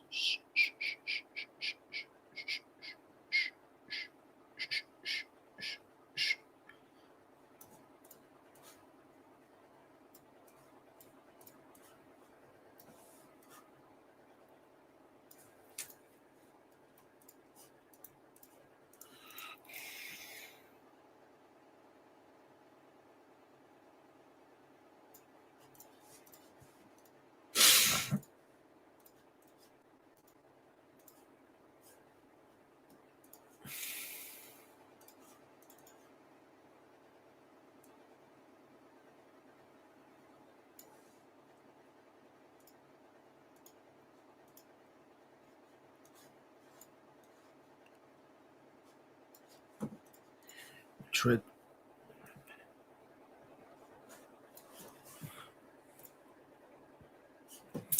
I mean, I don't have that much knowledge, so let's check it out. Let's check it out.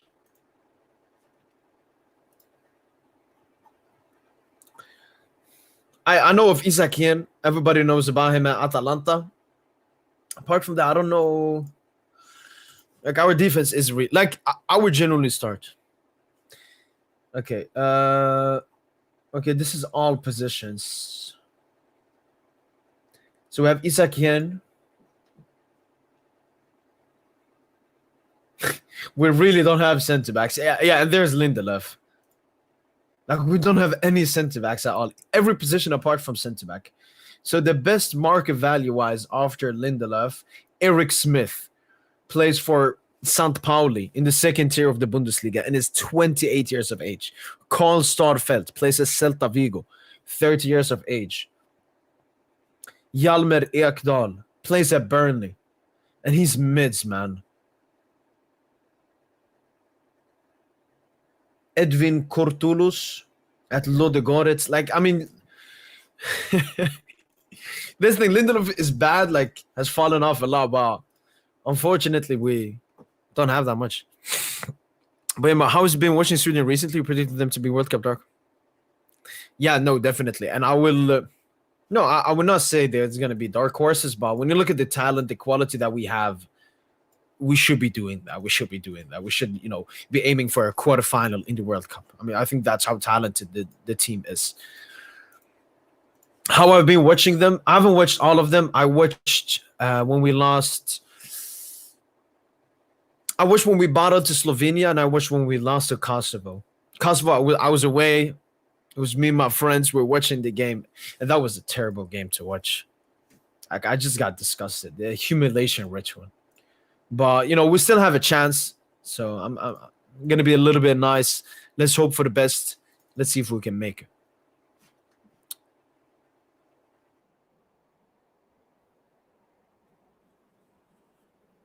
All right, we'll finish off with the group. Oh, for sure. Not even talking about the ability, the mentality. I would bring. If you see our goalkeeper has a good head. Shout out, and he's an ethnic speaker. What I would bring mentality wise, all the media out there as a competition.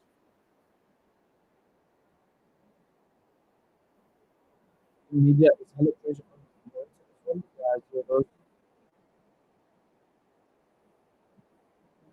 what media I don't know. Okay, to finish off with Elliot's question, I guess. What match? So I don't know when I would. As you guys can maybe see, I'm a little bit sick, so I've been sleeping a lot today. So I don't know how my sleep is. If I wake up, I'll watch Barca Bilbao. Then I watch Barca Bilbao until about 6:15 p.m. With the review, shit, 2 hours, and then I start the game. Premier League, the only game here is maybe Newcastle City. It's actually interesting to watch not before. I would much rather watch Bayern. So maybe then obviously watch PSG tomorrow. Maybe Barca. Sunday I might be busy. No, I will be busy. It depends if I become good. Arsenal Spurs. Yeah, but again, I think I'm gonna be unavailable for Sunday, so no games here. But honestly, if I am available, I might do Arsenal Spurs and then Madrid Elche. Watch alongs. Easy to do. Monday, United Everton. Maybe. Then obviously Champions League, easy. I'm not gonna watch an early game. I'm gonna watch Barca Chelsea. Wednesday, I'm not gonna watch an early game. I'm gonna watch PSG Spurs. But I would want to know live what happens Arsenal Bayern game. Thursday, no. I will only watch Europa knockout games. Friday, there's nothing. I don't actually know what we play, so we play Saturday Monaco, 5 p.m. Yeah, then we're gonna be in the post match. I'm not gonna be able to watch anything else after that. And let's finish off with Sunday. Again, I don't know if I'm gonna be available or not. Chelsea Arsenal, Madrid Girona. You see, I can do a double there once again. Well, we have to wait and see. Have to wait and see. I did nothing, man.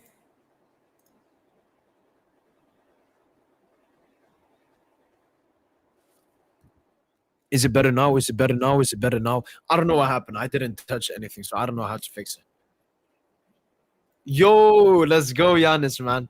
Huge, man. You're gonna love it. For Luke Lassie, it's a little bit sad that the away fans are not gonna be there, obviously, but beautiful, man. Beautiful. Enjoy it, man. Yeah, I was there for Leo. So Olympic Games for both.